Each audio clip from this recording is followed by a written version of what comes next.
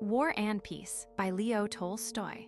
Read and published by Audiobook Library. If you enjoy audiobooks, don't forget to subscribe and turn on notifications so you never miss one. Like the video if you're enjoying it, and share your thoughts or audiobook requests in the comments. Book 12, Chapter 1. In Petersburg at that time, a complicated struggle was being carried on with greater heat than ever in the highest circles, between the parties of Rumyantsev, the French, Maria Fedorovna, the Tsarevich, and others, drowned as usual by the buzzing of the court drones. There were the same receptions and balls, the same French theater, the same court interests and service interests and intrigues as usual. Only in the very highest circles were attempts made to keep in mind the difficulties of the actual position. Stories were whispered of how differently the two empresses behaved in these difficult circumstances. The Empress Maria, concerned for the welfare of the charitable and educational institutions under her patronage, had given directions that they should all be removed to Kazan, and the things belonging to these institutions had already been packed up. The Empress Elizabeth, however, when asked what instructions she would be pleased to give, with her characteristic Russian patriotism, had replied that she could give no directions about state institutions, for that was the affair of the sovereign. But as far as she personally was concerned, she would be the last to quit Petersburg. It was regarded as a model of ecclesiastical, patriotic eloquence. Prince Vasili himself, famed for his elocution, was to read it. He used to read at the Empress. The art of his reading was supposed to lie in rolling out the words, quite independently of their meaning, in a loud and sing-song voice alternating between a despairing wail and a tender murmur, so that the wail fell quite at random on one word and the murmur on another. This reading, as was always the case at Anna Pavlovna's soirees, had a political significance. That evening, she expected several important personages who had to be made ashamed of their visits to the French theater and aroused to a patriotic temper.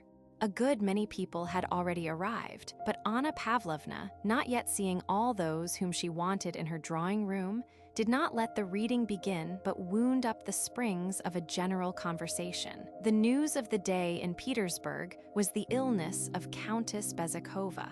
She had fallen ill unexpectedly a few days previously, had missed several gatherings of which she was usually the ornament, and was said to be receiving no one, and instead of the celebrated Petersburg doctors who usually attended her, had entrusted herself to some Italian doctor who was treating her in some new and unusual way.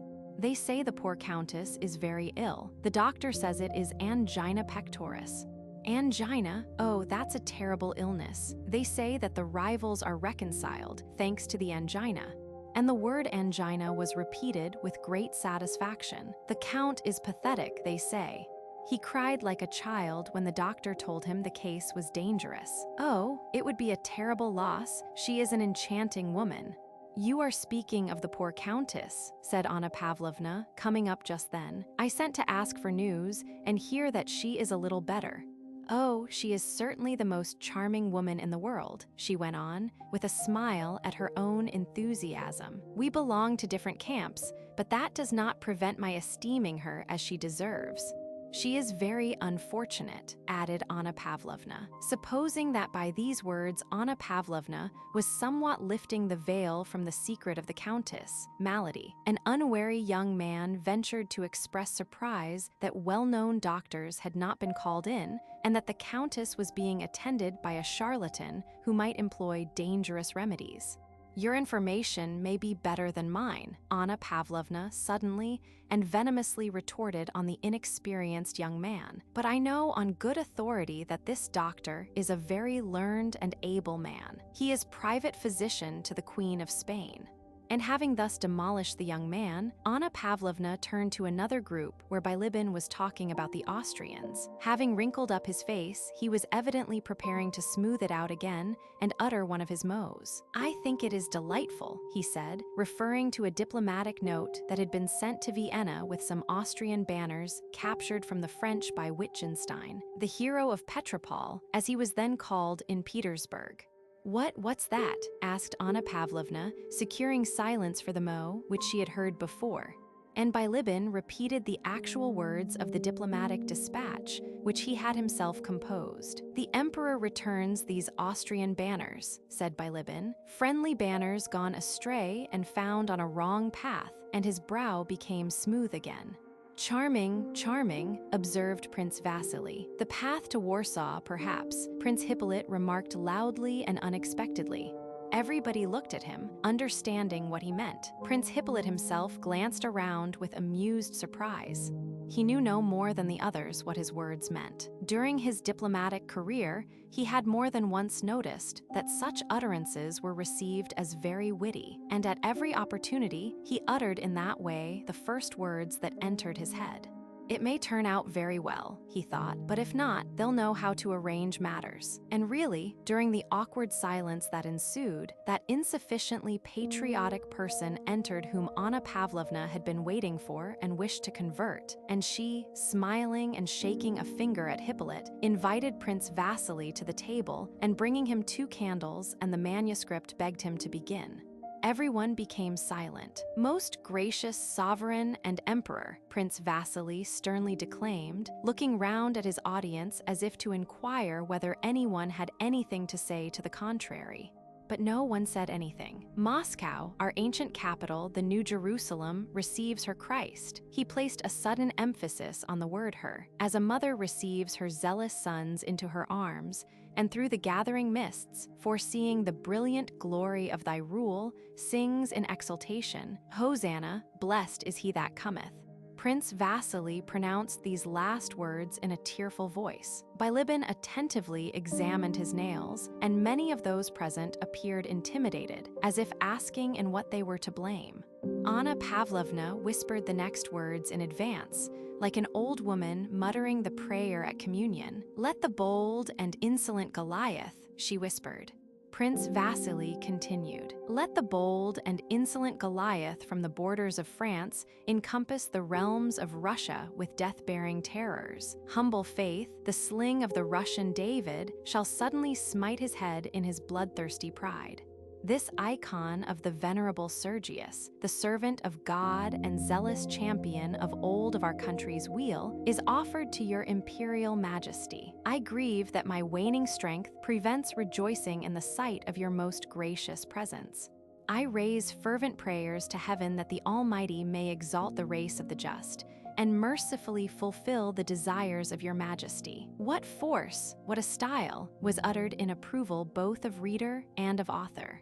Animated by that address, Anna Pavlovna's guests talked for a long time of the state of the fatherland, and offered various conjectures as to the result of the battle to be fought in a few days. "You will see," said Anna Pavlovna, "that tomorrow, on the emperor's birthday, we shall receive news. I have a favorable presentiment." Chapter 2. Anna Pavlovna's presentiment was in fact fulfilled.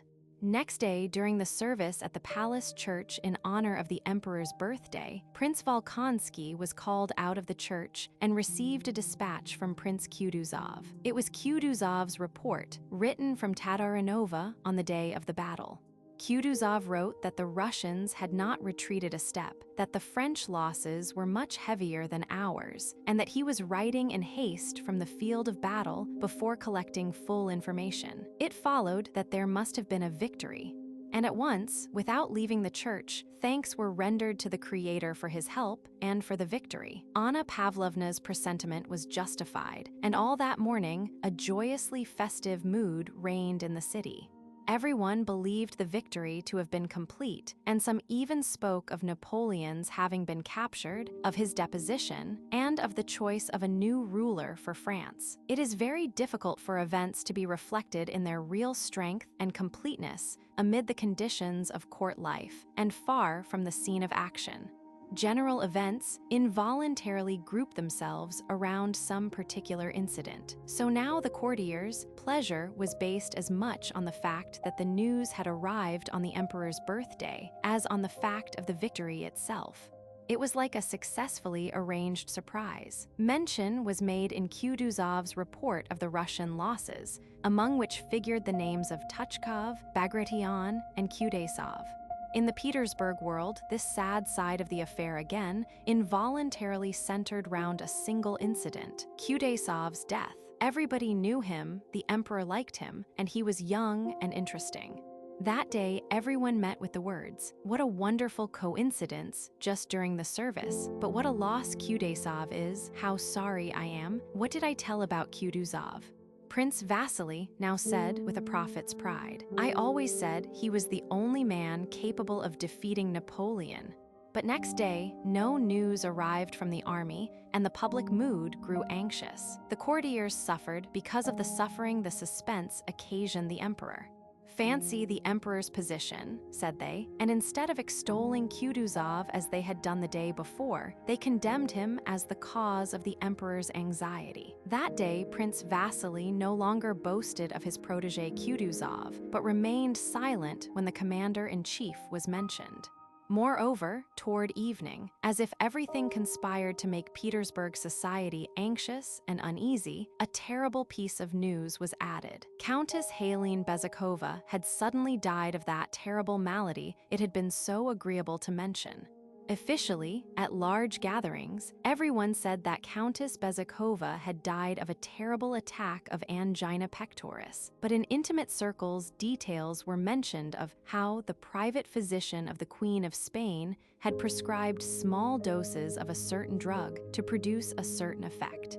Talk in general centered round three melancholy facts: the emperor's lack of news, the loss of Kutuzov, and the death of Helene. On the third day after Kutuzov's report, a country gentleman arrived from Moscow, and news of the surrender of Moscow to the French spread through the whole town. This was terrible. What a position for the emperor to be in. Kutuzov was a traitor, and Prince Vasili, during the visits of condolence paid to him on the occasion of his daughter's death, said of Kutuzov, whom he had formerly praised, it was excusable for him in his grief to forget what he had said, that it was impossible to expect anything else from a blind and depraved old man. I only wonder that the fate of Russia could have been entrusted to such a man. As long as this news remained unofficial, it was possible to doubt it. But the next day, the following communication was received from Count Rostopchin. "Prince Kutuzov's adjutant has brought me a letter in which he demands police officers to guide the army to the Ryazan road. He writes that he is regretfully abandoning Moscow. Sire, Kutuzov's action decides the fate of the capital and of your empire. Russia will shudder to learn of the abandonment of the city in which her greatness is centered, and in which lie the ashes of your ancestors. I shall follow the army. I have had everything removed, and it only remains for me to weep over the fate of my fatherland."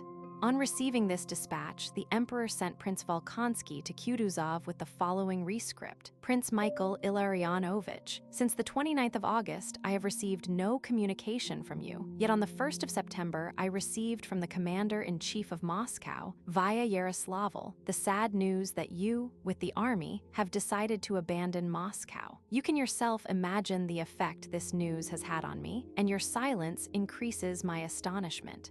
I am sending this by Adjutant General Prince Volkonsky to hear from you the situation of the army and the reasons that have induced you to take this melancholy decision." Chapter 3. 9 days after the abandonment of Moscow, a messenger from Kutuzov reached Petersburg with the official announcement of that event.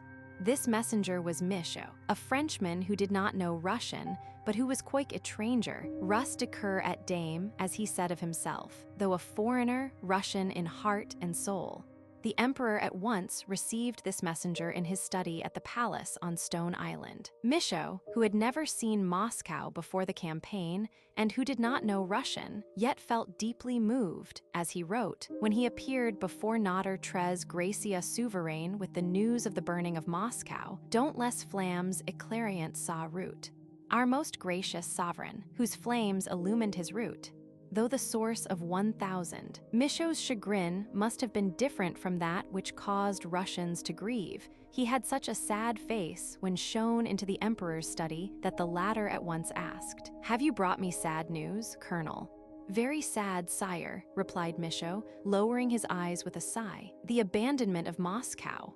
Have they surrendered my ancient capital without a battle? Asked the emperor quickly, his face suddenly flushing. Misho respectfully delivered the message Kutuzov had entrusted to him, which was that it had been impossible to fight before Moscow, and that, as the only remaining choice was between losing the army as well as Moscow, or losing Moscow alone, the field marshal had to choose the latter. The emperor listened in silence, not looking at Misho. Has the enemy entered the city? He asked. Yes, sire, and Moscow is now in ashes. I left it all in flames, replied Misho in a decided tone, but glancing at the emperor, he was frightened by what he had done. The emperor began to breathe heavily and rapidly. His lower lip trembled, and tears instantly appeared in his fine blue eyes. But this lasted only a moment. He suddenly frowned, as if blaming himself for his weakness, and raising his head addressed Misho in a firm voice. I see, Colonel, from all that is happening, that Providence requires great sacrifices of us. I am ready to submit myself in all things to his will. But tell me, Misho, how did you leave the army when it saw my ancient capital abandoned without a battle? Did you not notice discouragement? Seeing that his most gracious ruler was calm once more, Misho also grew calm, but was not immediately ready to reply to the emperor's direct and relevant question, which required a direct answer. Sire, will you allow me to speak frankly as befits a loyal soldier? He asked to gain time. Colonel, I always require it, replied the emperor. Conceal nothing from me. I wish to know absolutely how things are. Sire, said Misho with a subtle, scarcely perceptible smile on his lips, having now prepared a well-phrased reply. Sire, I left the whole army, from its chiefs to the lowest soldier, without exception in desperate and agonized terror. How is that? The emperor interrupted him, frowning sternly. Would misfortune make my Russians lose heart? Never. Misho had only waited for this to bring out the phrase he had prepared.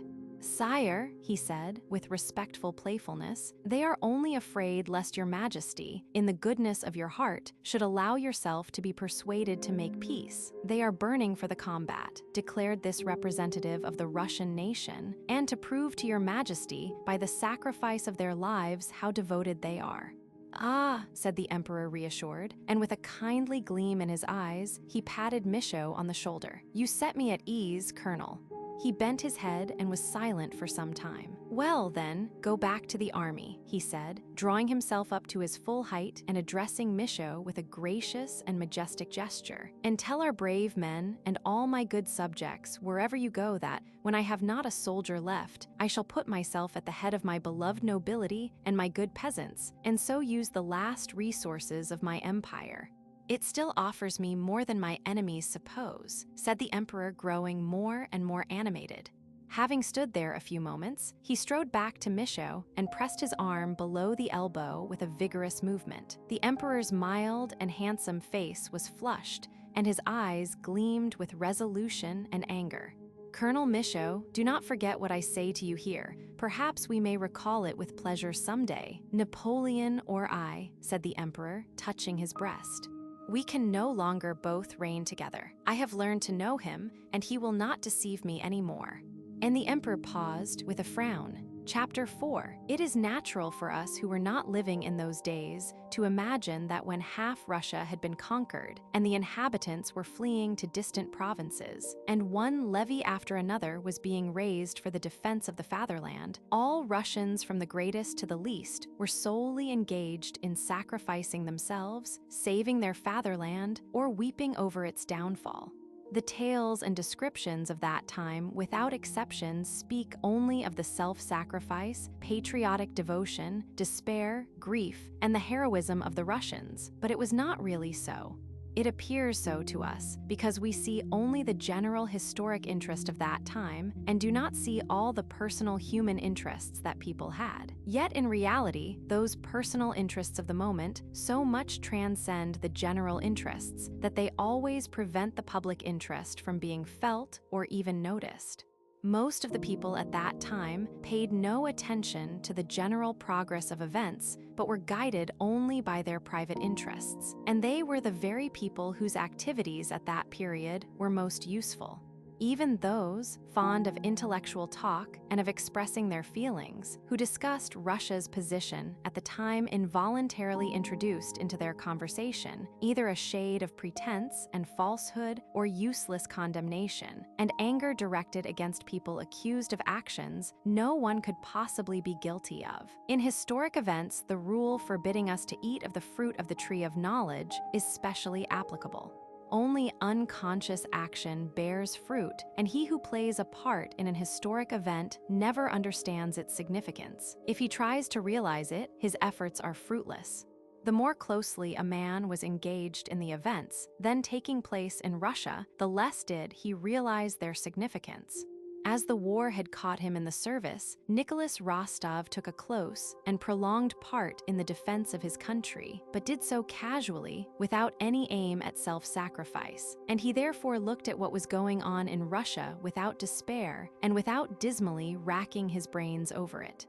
As he looked at the matter in this way, he learned that he was being sent to Voronezh to buy remounts for his division, not only without regret at being prevented from taking part in the coming battle, but with the greatest pleasure, which he did not conceal and which his comrades fully understood. A few days before the Battle of Borodino, Nicholas received the necessary money and warrants, and having sent some hussars on in advance, he set out with post horses for Voronezh. Only a man who has experienced it, that is, has passed some months continuously in an atmosphere of campaigning and war, can understand the delight Nicholas felt when he escaped from the region covered by the army's foraging operations, provision trains, and hospitals. What for a long while specially surprised and delighted him were the women, young and healthy, without a dozen officers making up to each of them. Women, too, who were pleased and flattered that a passing officer should joke with them. In the highest spirits, Nicholas arrived at night at a hotel in Voronezh, ordered things he had long been deprived of in camp, and next day, very clean-shaven and in a full dress uniform he had not worn for a long time, went to present himself to the authorities. The commander of the militia was a civilian general, an old man who was evidently pleased with his military designation and rank. He received Nicholas brusquely, imagining this to be characteristically military, and questioned him with an important air, as if considering the general progress of affairs and approving and disapproving with full right to do so. Nicholas was in such good spirits that this merely amused him. From the commander of the militia, he drove to the governor. The governor was a brisk little man, very simple and affable. He indicated the stud farms at which Nicholas might procure horses, recommended to him a horse dealer in the town and a landowner 14 miles out of town who had the best horses, and promised to assist him in every way. "You are Count Ilya Rostov's son. My wife was a great friend of your mother S. We are at home on Thursdays. Today is Thursday, so please come and see us quite informally," said the governor, taking leave of him. Immediately on leaving the governor, Nicholas hired post horses and, taking his squadron quartermaster with him, drove at a gallop to the landowner 14 miles away who had the stud.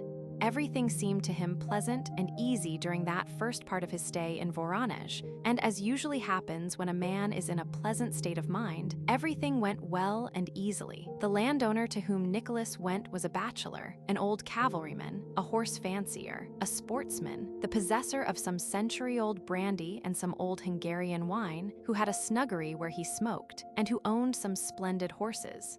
In very few words, Nicholas bought 17 picked stallions for 6,000 rubles, to serve, as he said, as samples of his remounts. After dining and taking rather too much of the Hungarian wine, Nicholas, having exchanged kisses with the landowner, with whom he was already on the friendliest terms, galloped back over abominable roads, in the brightest frame of mind, continually urging on the driver so as to be in time for the governor's party.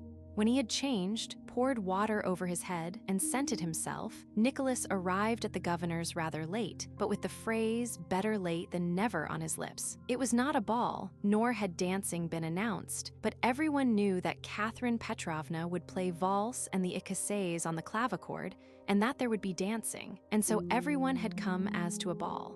Provincial life in 1812 went on very much as usual, but with this difference that it was livelier in the towns in consequence of the arrival of many wealthy families from Moscow. And as in everything that went on in Russia at that time, a special recklessness was noticeable. An in for a penny, in for a pound, who cares, spirit, and the inevitable small talk, instead of turning on the weather and mutual acquaintances, now turned on Moscow, the army, and Napoleon. There were a great many ladies and some of Nicholas' Moscow acquaintances, but there were no men who could at all vie with the Cavalier of St. George, the Hussar remount officer, the good-natured and well-bred Count Rostov. Among the men was an Italian prisoner, an officer of the French army, and Nicholas felt that the presence of that prisoner enhanced his own importance as a Russian hero. The Italian was, as it were, a war trophy. Nicholas felt this. It seemed to him that everyone regarded the Italian in the same light, and he treated him cordially, though with dignity and restraint.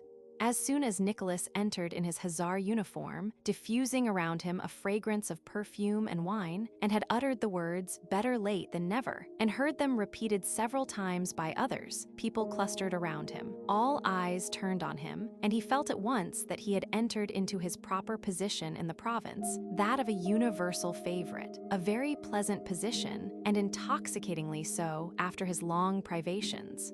The women and girls flirted with him, and from the first day, the people concerned themselves to get this fine young daredevil of an Hussar married and settled down. Among these was the governor's wife herself, who welcomed Rostov as a near relative and called him Nicholas. Catherine Petrovna did actually play valse and the écossaise, and dancing began, in which Nicholas still further captivated the provincial society by his agility. His particularly free manner of dancing even surprised them all. Nicholas was himself rather surprised at the way he danced that evening. He had never danced like that in Moscow, and would even have considered such a very free and easy manner improper and in bad form, but here he felt it incumbent on him to astonish them all by something unusual, something they would have to accept as the regular thing in the capital, though new to them in the provinces. All the evening Nicholas paid attention to a blue-eyed, plump, and pleasing little blonde, the wife of one of the provincial officials, with the naive conviction of young men in a merry mood that other men's wives were created for them. Rostov did not leave the lady's side and treated her husband in a friendly and conspiratorial style, as if, without speaking of it, they knew how capitally Nicholas and the lady would get on together. The husband, however, did not seem to share that conviction and tried to behave morosely with Rostov, but the latter's good-natured naivete was so boundless that sometimes even he involuntarily yielded to Nicholas' good humor.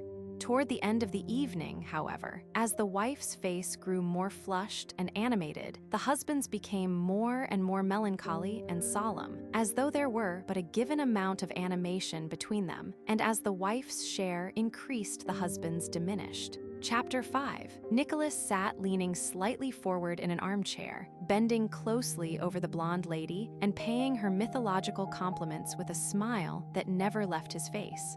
Jauntily shifting the position of his legs in their tight riding breeches, diffusing an odor of perfume, and admiring his partner, himself, and the fine outlines of his legs in their well-fitting Hessian boots, Nicholas told the blonde lady that he wished to run away with a certain lady here in Voronezh. Which lady? A charming lady, a divine one. Her eyes, Nicholas looked at his partner, are blue, her mouth coral and ivory, her figure, he glanced at her shoulders, like Diana S. The husband came up and sullenly asked his wife what she was talking about. "Ah, Nikita Ivanitch," cried Nicholas, rising politely, and as if wishing Nikita Ivanitch to share his joke, he began to tell him of his intention to elope with a blonde lady. The husband smiled gloomily, the wife gaily. The governor's good-natured wife came up with a look of disapproval. "Anna Ignatievna wants to see you, Nicholas," said she, pronouncing the name so that Nicholas at once understood that Anna Ignatievna was a very important person. "Come, Nicholas, you know you let me call you so." "Oh yes, aunt, who is she?" "Anna Ignatievna Malvintseva. She has heard from her niece how you rescued her." "Can you guess? I rescued such a lot of them," said Nicholas. Her niece, Princess Bolkonskaya. She is here in Voronezh with her aunt. Oh ho, how you blush. Why are? Not a bit, please don't, aunt. Very well, very well. Oh, what a fellow you are. The governor's wife led him up to a tall and very stout old lady with a blue headdress, who had just finished her game of cards with the most important personages of the town. This was Malvintseva, Princess Mary's aunt on her mother's side, a rich, childless widow who always lived in Voronezh. When Rostov approached her, she was standing settling up for the game. She looked at him and, screwing up her eyes sternly, continued to upbraid the general who had won from her. Very pleased, mon cher, she then said, holding out her hand to Nicholas. Pray come and see me. After a few words about Princess Mary and her late father, whom Malvintseva had evidently not liked, and having asked what Nicholas knew of Prince Andrew, who also was evidently no favorite of hers, the important old lady dismissed Nicholas after repeating her invitation to come to see her. Nicholas promised to come and blushed again as he bowed. At the mention of Princess Mary, he experienced a feeling of shyness and even of fear, which he himself did not understand. When he had parted from Malvintseva, Nicholas wished to return to the dancing, but the governor's little wife placed her plump hand on his sleeve and, saying that she wanted to have a talk with him, led him to her sitting room, from which those who were there immediately withdrew so as not to be in her way. Do you know, dear boy, began the governor's wife with a serious expression on her kind little face, that really would be the match for you. Would you like me to arrange it? Whom do you mean, aunt? Asked Nicholas. I will make a match for you with the princess. Catherine Petrovna speaks of Lily, but I say, no, the princess. Do you want me to do it? I am sure your mother will be grateful to me. What a charming girl she is, really, and she is not at all so plain either. Not at all, replied Nicholas as if offended at the idea. As befits a soldier, aunt, I don't force myself on anyone or refuse anything, he said before he had time to consider what he was saying. Well then, remember, this is not a joke. Of course not. Yes, yes, the governor's wife said as if talking to herself. But, my dear boy, among other things you are too attentive to the other, the blonde. One is sorry for the husband, really.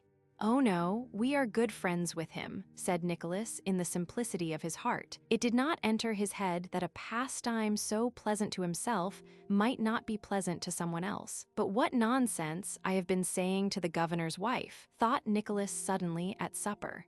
She will really begin to arrange a match, and Sonia, and on taking leave of the governor's wife, when she again smilingly said to him, well then, remember, he drew her aside. But see here, to tell the truth, aunt, what is it, my dear? Come, let's sit down here, said she. Nicholas suddenly felt a desire and need to tell his most intimate thoughts, which he would not have told to his mother, his sister, or his friend, to this woman who was almost a stranger. When he afterwards recalled that impulse to unsolicited and inexplicable frankness which had very important results for him, it seemed to him, as it seems to everyone in such cases, that it was merely some silly whim that seized him. Yet that burst of frankness, together with other trifling events, had immense consequences for him and for all his family. You see, aunt, Mama has long wanted me to marry an heiress, but the very idea of marrying for money is repugnant to me. Oh yes, I understand, said the governor's wife, but Princess Bolkonskaya, that's another matter. I will tell you the truth. In the first place, I like her very much, I feel drawn to her, and then, after I met her under such circumstances, so strangely, the idea often occurred to me, this is fate. Especially if you remember that Mama had long been thinking of it, but I had never happened to meet her before. Somehow it had always happened that we did not meet. And as long as my sister, Natasha, was engaged to her brother, it was of course out of the question for me to think of marrying her. And it must needs happen that I should meet her just when Natasha's engagement had been broken off. And then everything, so you see, I never told this to anyone and never will, only to you. The governor's wife pressed his elbow gratefully. You know Sonia, my cousin. I love her and promised to marry her, and will do so. So you see there can be no question about, said Nicholas incoherently and blushing. My dear boy, what a way to look at it. You know Sonia has nothing, and you yourself say your papa's affairs are in a very bad way. And what about your mother? It would kill her, that's one thing. And what sort of life would it be for Sonia if she's a girl with a heart? Your mother in despair, and you all ruined. No, my dear, you and Sonia ought to understand that. Nicholas remained silent. It comforted him to hear these arguments. All the same, Aunt, it is impossible, he rejoined with a sigh after a short pause. Besides, would the princess have me? And besides, she is now in mourning. How can one think of it? But you don't suppose I'm going to get you married at once? There is always a right way of doing things, replied the governor's wife. What a matchmaker you are, Aunt, said Nicholas, kissing her plump little hand. Chapter 6. On reaching Moscow after her meeting with Rostov, Princess Mary had found her nephew there with his tutor, and a letter from Prince Andrew giving her instructions how to get to her Aunt Malvintseva at Voronezh. That feeling akin to temptation which had tormented her during her father's illness, since his death, and especially since her meeting with Rostov, was smothered by arrangements for the journey, anxiety about her brother, settling in a new house, meeting new people, and attending to her nephew's education. She was sad. Now, after a month passed in quiet surroundings, she felt more and more deeply the loss of her father, which was associated in her mind with the ruin of Russia. She was agitated and incessantly tortured by the thought of the dangers to which her brother, the only intimate person now remaining to her, was exposed. She was worried, too, about her nephew's education, for which she had always felt herself incompetent. But in the depths of her soul, she felt at peace, a peace arising from consciousness of having stifled those personal dreams and hopes that had been on the point of awakening within her and were related to her meeting with Rostov. Malvintseva expressed approval, and the governor's wife began to speak of Rostov in Mary's presence, praising him and telling how he had blushed when Princess Mary's name was mentioned. But Princess Mary experienced a painful rather than a joyful feeling. Her mental tranquility was destroyed, and desires, doubts, self-reproach, and hopes rewoke. During the 2 days that elapsed before Rostov called, Princess Mary continually thought of how she ought to behave to him. Assuming that she did go down to see him, Princess Mary imagined the words he would say to her and what she would say to him, and these words sometimes seemed undeservedly cold and then to mean too much. More than anything, she feared lest the confusion she felt might overwhelm her and betray her as soon as she saw him. But when on Sunday after church the footman announced in the drawing room that Count Rostov had called, the princess showed no confusion. Only a slight blush suffused her cheeks, and her eyes lit up with a new and radiant light. "You have met him, Aunt," said she in a calm voice, unable herself to understand that she could be outwardly so calm and natural. When Rostov entered the room, the princess dropped her eyes for an instant, as if to give the visitor time to greet her aunt, and then just as Nicholas turned to her, she raised her head and met his look with shining eyes. With a movement full of dignity and grace, she half rose with a smile of pleasure, held out her slender, delicate hand to him, and began to speak in a voice in which for the first time new deep womanly notes vibrated. Mademoiselle Bourienne, who was in the drawing room, looked at Princess Mary in bewildered surprise. Herself a consummate coquette, she could not have maneuvered better on meeting a man she wished to attract.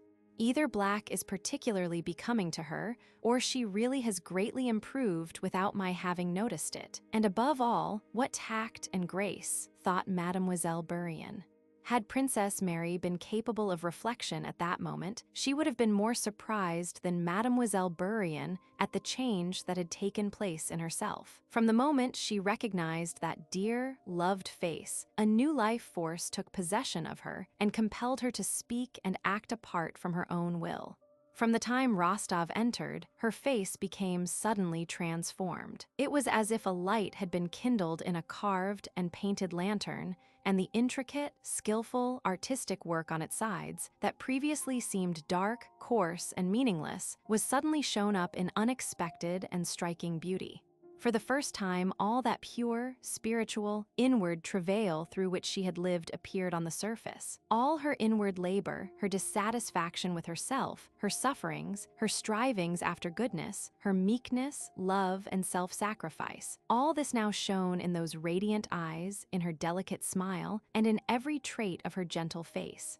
Rostov saw all this as clearly as if he had known her whole life. He felt that the being before him was quite different from, and better than, anyone he had met before, and above all better than himself.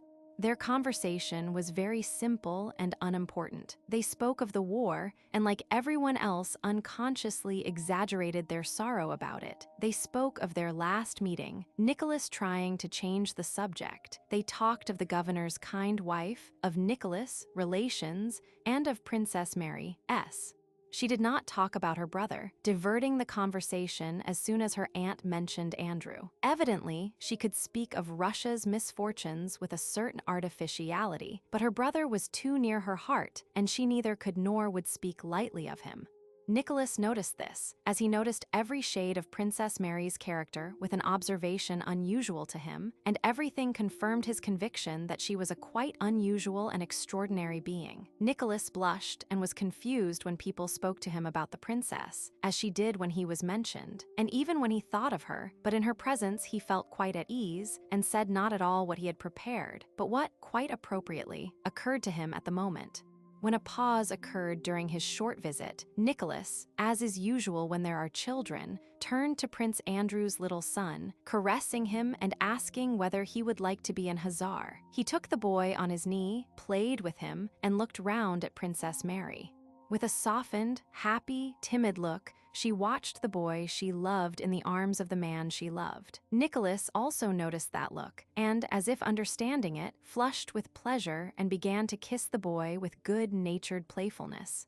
As she was in mourning, Princess Mary did not go out into society, and Nicholas did not think it the proper thing to visit her again. But all the same, the governor's wife went on with her matchmaking, passing on to Nicholas the flattering things Princess Mary said of him and vice versa, and insisting on his declaring himself to Princess Mary. For this purpose, she arranged a meeting between the young people at the bishop's house before Mass. Though Rostov told the governor's wife that he would not make any declaration to Princess Mary, he promised to go. As at Tilsit, Rostov had not allowed himself to doubt that what everybody considered right was right. So now, after a short but sincere struggle between his effort to arrange his life by his own sense of justice, and in obedient submission to circumstances, he chose the latter and yielded to the power he felt irresistibly carrying him he knew not where. He knew that after his promise to Sonia, it would be what he deemed base to declare his feelings to Princess Mary, and he knew that he would never act basely. But he also knew, or rather felt at the bottom of his heart, that by resigning himself now to the force of circumstances and to those who were guiding him, he was not only doing nothing wrong, but was doing something very important, more important than anything he had ever done in his life. After meeting Princess Mary, though the course of his life went on externally as before, all his former amusements lost their charm for him, and he often thought about her. But he never thought about her as he had thought of all the young ladies without exception whom he had met in society, nor as he had for a long time, and at one time rapturously, thought about Sonia. But with Princess Mary, to whom they were trying to get him engaged, he could never picture anything of future married life. If he tried, his pictures seemed incongruous and false. It made him afraid. Chapter 7. The dreadful news of the Battle of Borodino, of our losses in killed and wounded, and the still more terrible news of the loss of Moscow reached Voronezh in the middle of September. Princess Mary, having learned of her brother's wound only from the Gazette and having no definite news of him, prepared, so Nicholas heard, he had not seen her again himself, to set off in search of Prince Andrew. The conversations he heard seemed to him insincere. He did not know how to judge all these affairs and felt that only in the regiment would everything again become clear to him. He made haste to finish buying the horses and often became unreasonably angry with his servant and squadron quartermaster. A few days before his departure, a special Thanksgiving, at which Nicholas was present, was held in the cathedral for the Russian victory. He stood a little behind the governor and held himself with military decorum through the service, meditating on a great variety of subjects. When the service was over, the governor's wife beckoned him to her. "Have you seen the princess?" she asked, indicating with a movement of her head a lady standing on the opposite side, beyond the choir. Nicholas immediately recognized Princess Mary, not so much by the profile he saw under her bonnet, as by the feeling of solicitude, timidity, and pity that immediately overcame him. Princess Mary, evidently engrossed by her thoughts, was crossing herself for the last time before leaving the church. Nicholas looked at her face with surprise. It was the same face he had seen before. There was the same general expression of refined, inner, spiritual labor, but now it was quite differently lit up. There was a pathetic expression of sorrow, prayer, and hope in it. As had occurred before when she was present, Nicholas went up to her without waiting to be prompted by the governor's wife, and not asking himself whether or not it was right and proper to address her here in church, and told her he had heard of her trouble and sympathized with his whole soul. As soon as she heard his voice, a vivid glow kindled in her face, lighting up both her sorrow and her joy. "There is one thing I wanted to tell you, Princess," said Rostov. "It is that if your brother, Prince Andrew Nikolaevich, were not living, it would have been at once announced in the Gazette, as he is a colonel." The princess looked at him, not grasping what he was saying, but cheered by the expression of regretful sympathy on his face. "And I have known so many cases of a splinter wound. The Gazette said it was a shell, either proving fatal at once or being very slight," continued Nicholas. "We must hope for the best, and I am sure," Princess Mary interrupted him. "Oh, that would be so dread," she began, and, prevented by agitation from finishing, she bent her head with a movement as graceful as everything she did in his presence, and, looking up at him gratefully, went out, following her aunt. That evening, Nicholas did not go out, but stayed at home to settle some accounts with the horse dealers. When he had finished that business, it was already too late to go anywhere but still too early to go to bed, and for a long time he paced up and down the room, reflecting on his life, a thing he rarely did. Princess Mary had made an agreeable impression on him when he had met her in Smolensk province. His having encountered her in such exceptional circumstances, and his mother having at one time mentioned her to him as a good match, had drawn his particular attention to her. When he met her again in Voronezh, the impression she made on him was not merely pleasing, but powerful. Nicholas had been struck by the peculiar moral beauty he observed in her at this time. He was, however, preparing to go away, and it had not entered his head to regret that he was thus depriving himself of chances of meeting her. But that day's encounter in church had, he felt, sunk deeper than was desirable for his peace of mind.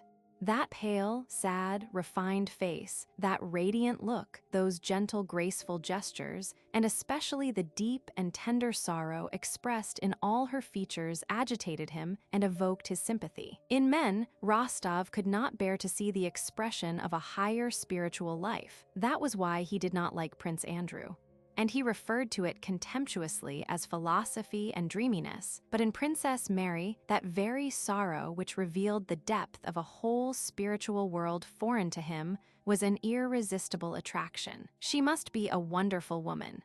A real angel, he said to himself. Why am I not free? Why was I in such a hurry with Sonia? And he involuntarily compared the two, the lack of spirituality in the one and the abundance of it in the other, a spirituality he himself lacked and therefore valued most highly.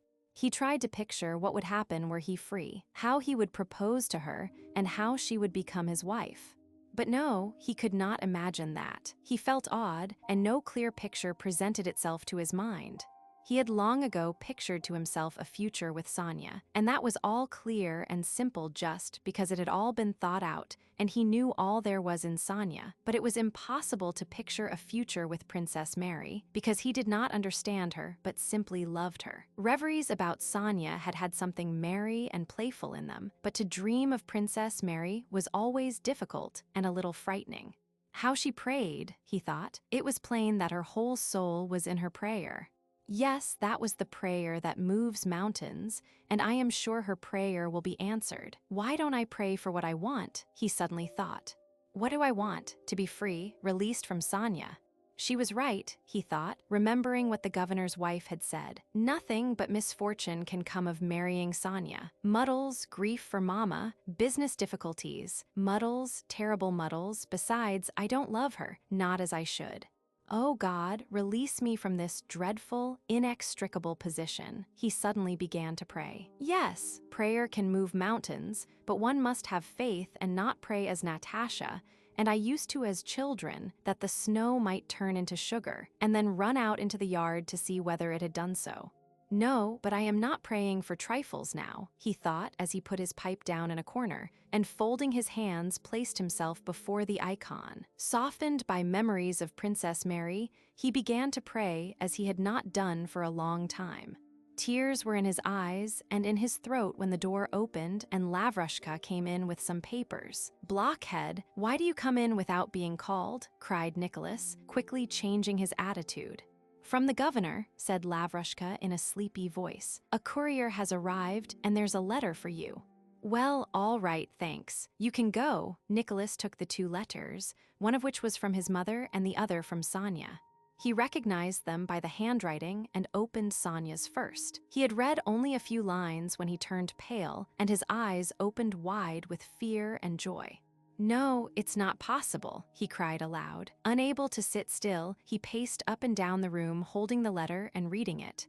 He glanced through it, then read it again, and standing still in the middle of the room, he raised his shoulders, stretching out his hands, with his mouth wide open and his eyes fixed.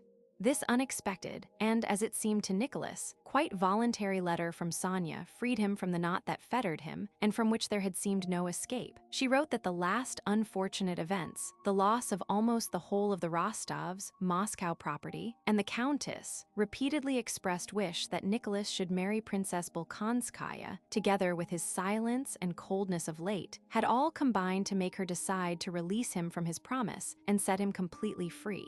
"It would be too painful to me to think that I might be a cause of sorrow or discord in the family that has been so good to me," she wrote, "and my love has no aim but the happiness of those I love. So, Nicholas, I beg you to consider yourself free, and to be assured that in spite of everything, no one can love you more than does your Sonia." Both letters were written from Troitsa. The other, from the Countess, described their last days in Moscow, their departure, the fire, and the destruction of all their property. In this letter, the Countess also mentioned that Prince Andrew was among the wounded traveling with them. His state was very critical, but the doctor said there was now more hope. Sonia and Natasha were nursing him. Next day, Nicholas took his mother's letter and went to see Princess Mary. Neither he nor she said a word about what Natasha nursing him might mean, but thanks to this letter, Nicholas suddenly became almost as intimate with the princess as if they were relations. The following day, he saw Princess Mary off on her journey to Yaroslavl, and a few days later left to rejoin his regiment. Chapter 8. Sonia's letter written from Troitsa, which had come as an answer to Nicholas' prayer, was prompted by this. The thought of getting Nicholas married to an heiress occupied the old countess' mind more and more. She knew that Sonia was the chief obstacle to this happening, and Sonia's life in the Countess' house had grown harder and harder, especially after they had received a letter from Nicholas telling of his meeting with Princess Mary in Bogocharovo. The Countess let no occasion slip of making humiliating or cruel allusions to Sonia. But a few days before they left Moscow, moved and excited by all that was going on, she called Sonia to her and, instead of reproaching and making demands on her, tearfully implored her to sacrifice herself and repay all that the family had done for her by breaking off her engagement with Nicholas. "I shall not be at peace till you promise me this." Sonia burst into hysterical tears and replied through her sobs that she would do anything and was prepared for anything, but gave no actual promise and could not bring herself to decide to do what was demanded of her. She must sacrifice herself for the family that had reared and brought her up. To sacrifice herself for others was Sonia's habit. Her position in the house was such that only by sacrifice could she show her worth, and she was accustomed to this and loved doing it. But in all her former acts of self-sacrifice, she had been happily conscious that they raised her in her own esteem and in that of others, and so made her more worthy of Nicholas, whom she loved more than anything in the world. But now, they wanted her to sacrifice the very thing that constituted the whole reward for her self-sacrifice and the whole meaning of her life. And for the first time, she felt bitterness against those who had been her benefactors only to torture her the more painfully. She felt jealous of Natasha, who had never experienced anything of this sort, had never needed to sacrifice herself, but made others sacrifice themselves for her, and yet was beloved by everybody. And for the first time, Sonia felt that out of her pure, quiet love for Nicholas, a passionate feeling was beginning to grow up which was stronger than principle, virtue, or religion.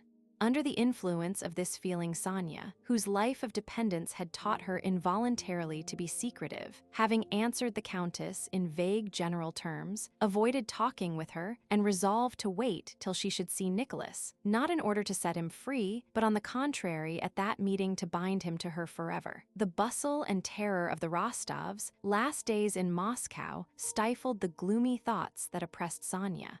She was glad to find escape from them in practical activity, but when she heard of Prince Andrew's presence in their house, despite her sincere pity for him and for Natasha, she was seized by a joyful and superstitious feeling that God did not intend her to be separated from Nicholas. She knew that Natasha loved no one but Prince Andrew and had never ceased to love him. She knew that being thrown together again under such terrible circumstances, they would again fall in love with one another, and that Nicholas would then not be able to marry Princess Mary, as they would be within the prohibited degrees of affinity.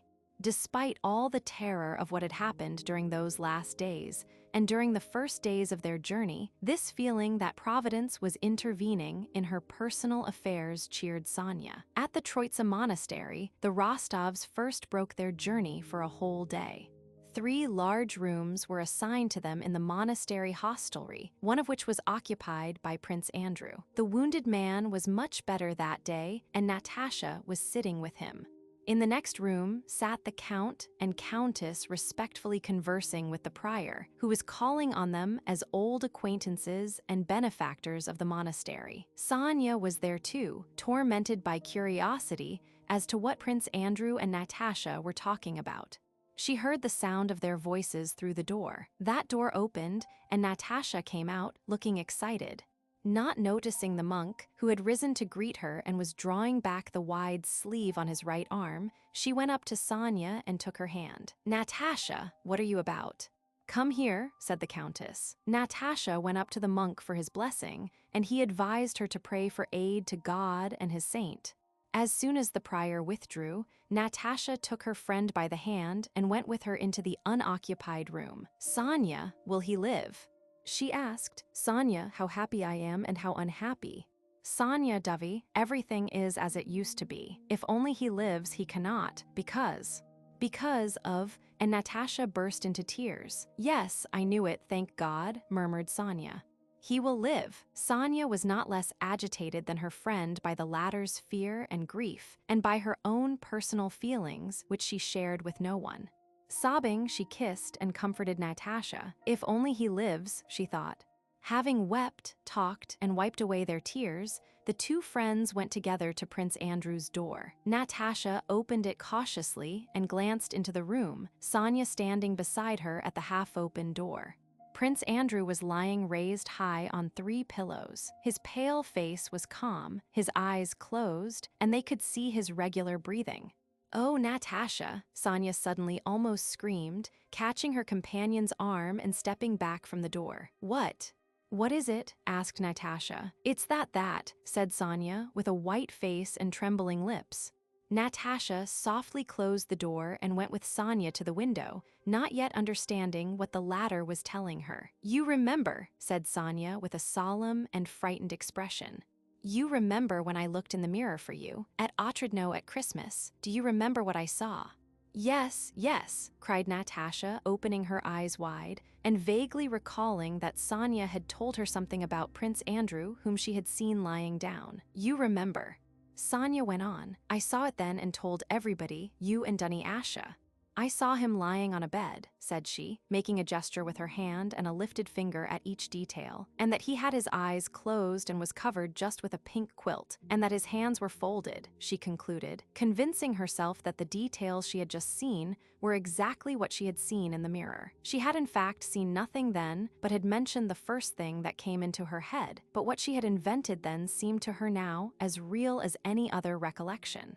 She not only remembered what she had then said, that he turned to look at her and smiled and was covered with something red, but was firmly convinced that she had then seen and said that he was covered with a pink quilt and that his eyes were closed. "Yes, yes, it really was pink," cried Natasha, who now thought she too remembered the word pink being used and saw in this the most extraordinary and mysterious part of the prediction. "But what does it mean?" she added meditatively. "Oh, I don't know. It is all so strange," replied Sonia, clutching at her head. A few minutes later, Prince Andrew rang and Natasha went to him, but Sonia, feeling unusually excited and touched, remained at the window thinking about the strangeness of what had occurred. They had an opportunity that day to send letters to the army, and the Countess was writing to her son. "Sonia," said the Countess, raising her eyes from her letter as her niece passed, "Sonia, won't you write to Nicholas?" She spoke in a soft, tremulous voice, and in the weary eyes that looked over her spectacles, Sonia read all that the Countess meant to convey with these words. Those eyes expressed entreaty, shame at having to ask, fear of a refusal, and readiness for relentless hatred in case of such refusal. Sonia went up to the Countess and, kneeling down, kissed her hand. "Yes, Mamma, I will write," said she. Sonia was softened, excited, and touched by all that had occurred that day, especially by the mysterious fulfillment she had just seen of her vision. Now that she knew that the renewal of Natasha's relations with Prince Andrew would prevent Nicholas from marrying Princess Mary, she was joyfully conscious of a return of that self-sacrificing spirit in which she was accustomed to live and loved to live. So, with a joyful consciousness of performing a magnanimous deed, interrupted several times by the tears that dimmed her velvety black eyes, she wrote that touching letter the arrival of which had so amazed Nicholas. Chapter 9. The officer and soldiers who had arrested Pierre treated him with hostility, but yet with respect, in the guardhouse to which he was taken. In their attitude toward him could still be felt both uncertainty as to who he might be, perhaps a very important person, and hostility as a result of their recent personal conflict with him. If they noticed anything remarkable about Pierre, it was only his unabashed, meditative concentration and thoughtfulness, and the way he spoke French, which struck them as surprisingly good. In spite of this, he was placed that day with the other arrested suspects, as the separate room he had occupied was required by an officer. All the Russians confined with Pierre were men of the lowest class, and recognizing him as a gentleman, they all avoided him, more especially as he spoke French. Pierre felt sad at hearing them making fun of him. That evening, he learned that all these prisoners, he probably among them, were to be tried for incendiarism. On the third day, he was taken with the others to a house where a French general with a white mustache sat with 2 colonels and other Frenchmen with scarves on their arms. With the precision and definiteness customary in addressing prisoners, and which is supposed to preclude human frailty, Pierre, like the others, was questioned as to who he was, where he had been, with what object, and so on. As soon as Pierre began to say anything that did not fit in with that aim, the channel was removed and the water could flow to waste. Pierre felt, moreover, what the accused always feel at their trial, perplexity as to why these questions were put to him. He had a feeling that it was only out of condescension or a kind of civility that this device of placing a channel was employed. He knew he was in these men's power, that only by force had they brought him there, that force alone gave them the right to demand answers to their questions, and that the sole object of that assembly was to inculpate him. And so, as they had the power and wished to inculpate him, this expedient of an inquiry and trial seemed unnecessary. It was evident that any answer would lead to conviction. When asked what he was doing when he was arrested, Pierre replied in a rather tragic manner that he was restoring to its parents a child he had saved from the flames. Why had he fought the marauder? Pierre answered that he was protecting a woman, and that to protect a woman who was being insulted was the duty of every man. That, they interrupted him, for this was not to the point. Why was he in the yard of a burning house where witnesses had seen him? He replied that he had gone out to see what was happening in Moscow. Again, they interrupted him. They had not asked where he was going, but why he was found near the fire. Who was he? They asked, repeating their first question, which he had declined to answer. Again, he replied that he could not answer it. "Put that down, that's bad, very bad," sternly remarked the general with the white mustache and red-flushed face. On the fourth day, fires broke out on the Zubovsky rampart. Pierre and 13 others were moved to the coach house of a merchant's house near the Crimean Bridge. On his way through the streets, Pierre felt stifled by the smoke, which seemed to hang over the whole city. Fires were visible on all sides. He did not then realize the significance of the burning of Moscow and looked at the fires with horror. He passed 4 days in the coach house near the Crimean Bridge, and during that time learned, from the talk of the French soldiers, that all those confined there were awaiting a decision which might come any day from the marshal. What marshal this was, Pierre could not learn from the soldiers. Evidently, for them, the marshal represented a very high and rather mysterious power. These first days, before the 8th of September when the prisoners were had up for a second examination, were the hardest of all for Pierre. Chapter 10. On the 8th of September, an officer, a very important one judging by the respect the guards showed him, entered the coach house where the prisoners were. This officer, probably someone on the staff, was holding a paper in his hand and called over all the Russians there, naming Pierre as the man who does not give his name. Glancing indolently and indifferently at all the prisoners, he ordered the officer in charge to have them decently dressed and tidied up before taking them to the marshal. An hour later, a squad of soldiers arrived, and Pierre with 13 others was led to the Virgin's Field. It was a fine day, sunny after rain, and the air was unusually pure.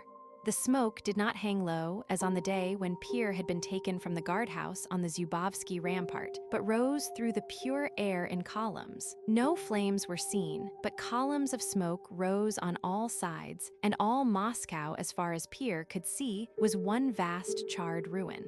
On all sides, there were waste spaces with only stoves and chimney stacks still standing, and here and there, the blackened walls of some brick houses. Pierre gazed at the ruins and did not recognize districts he had known well. Here and there he could see churches that had not been burned. The Kremlin, which was not destroyed, gleamed white in the distance with its towers and the belfry of Ivan the Great. The domes of the new convent of the Virgin glittered brightly, and its bells were ringing particularly clearly. These bells reminded Pierre that it was Sunday and the feast of the Nativity of the Virgin. But there seemed to be no one to celebrate this holiday. Everywhere were blackened ruins, and the few Russians to be seen were tattered and frightened people who tried to hide when they saw the French. It was plain that the Russian nest was ruined and destroyed, but in place of the Russian order of life that had been destroyed, Pierre unconsciously felt that a quite different, firm French order had been established over this ruined nest. He felt this in the looks of the soldiers who, marching in regular ranks briskly and gaily, were escorting him and the other criminals. He felt it in the looks of an important French official in a carriage and pair driven by a soldier, whom they met on the way. He felt it in the merry sounds of regimental music he heard from the left side of the field, and felt and realized it especially from the list of prisoners the French officer had read out when he came that morning. Pierre had been taken by one set of soldiers and led first to one and then to another place with dozens of other men, and it seemed that they might have forgotten him or confused him with the others. Pierre felt himself to be an insignificant chip fallen among the wheels of a machine whose action he did not understand, but which was working well. He and the other prisoners were taken to the right side of the Virgin's Field, to a large white house with an immense garden not far from the convent. This was Prince S.H. Cherbatov's house, where Pierre had often been in other days, and which, as he learned from the talk of the soldiers, was now occupied by the Marshal, the Duke of Eckmühl, devout. They were taken to the entrance and led into the house one by one. Pierre was the sixth to enter. He was conducted through a glass gallery, an anteroom, and a hall which were familiar to him, into a long, low study at the door of which stood an adjutant. Devout, spectacles on nose, sat bent over a table at the further end of the room. Pierre went close up to him, but Devout, evidently consulting a paper that lay before him, did not look up. Without raising his eyes, he said in a low voice, "Who are you?" Pierre was silent because he was incapable of uttering a word. To him, Devout was not merely a French general, but a man notorious for his cruelty. Looking at his cold face, as he sat like a stern schoolmaster who was prepared to wait a while for an answer, Pierre felt that every instant of delay might cost him his life, but he did not know what to say. He did not venture to repeat what he had said at his first examination, yet to disclose his rank and position was dangerous and embarrassing, so he was silent. But before he had decided what to do, Devout raised his head, pushed his spectacles back on his forehead, screwed up his eyes, and looked intently at him. "I know that man," he said in a cold, measured tone, evidently calculated to frighten Pierre. The chill that had been running down Pierre's back now seized his head as in a vice. "You cannot know me, General. I have never seen you." "He is a Russian spy," Devout interrupted, addressing another general who was present, but whom Pierre had not noticed. Devout turned away.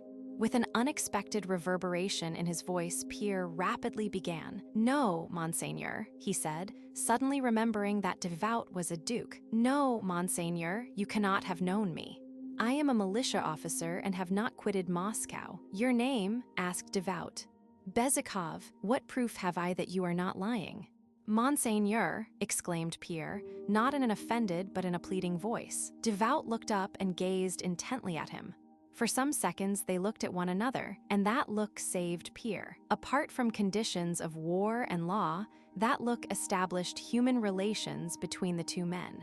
At that moment, an immense number of things passed dimly through both their minds, and they realized that they were both children of humanity and were brothers. At the first glance, when Devout had only raised his head from the papers where human affairs and lives were indicated by numbers, Pierre was merely a circumstance, and Devout could have shot him without burdening his conscience with an evil deed, but now he saw in him a human being.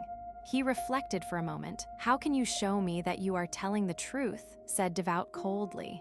Pierre remembered Rambal and named him and his regiment and the street where the house was. "You are not what you say," returned Devout. In a trembling, faltering voice, Pierre began adducing proofs of the truth of his statements. But at that moment, an adjutant entered and reported something to Devout.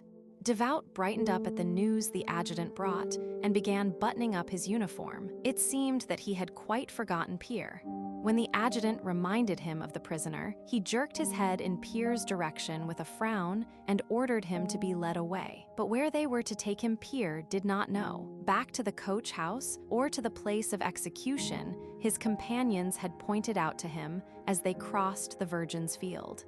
He turned his head and saw that the adjutant was putting another question to Devout. "Yes, of course," replied Devout, but what this "yes" meant, Pierre did not know. Pierre could not afterwards remember how he went, whether it was far or in which direction. His faculties were quite numbed, he was stupefied, and noticing nothing around him went on moving his legs as the others did till they all stopped, and he stopped too. The only thought in his mind at that time was, who was it that had really sentenced him to death? Not the men on the commission that had first examined him. Not one of them wished to or, evidently, could have done it. It was not Devout, who had looked at him in so human a way. In another moment, Devout would have realized that he was doing wrong, but just then, the adjutant had come in and interrupted him. The adjutant also had evidently had no evil intent, though he might have refrained from coming in. Then who was executing him, killing him, depriving him of life? Him, Pierre, with all his memories, aspirations, hopes, and thoughts. Who was doing this? And Pierre felt that it was no one. It was a system, a concurrence of circumstances. A system of some sort was killing him, Pierre, depriving him of life, of everything, annihilating him. Chapter 11. From Prince S.H. Cherbatov's house, the prisoners were led straight down the Virgin's Field, to the left of the nunnery, as far as a kitchen garden in which a post had been set up. Beyond that post, a fresh pit had been dug in the ground, and near the post and the pit, a large crowd stood in a semicircle. The crowd consisted of a few Russians and many of Napoleon's soldiers who were not on duty, Germans, Italians, and Frenchmen, in a variety of uniforms. To the right and left of the post stood rows of French troops in blue uniforms with red epaulets and high boots and shakos. The prisoners were placed in a certain order. According to the list, Pierre was 6, and were led to the post.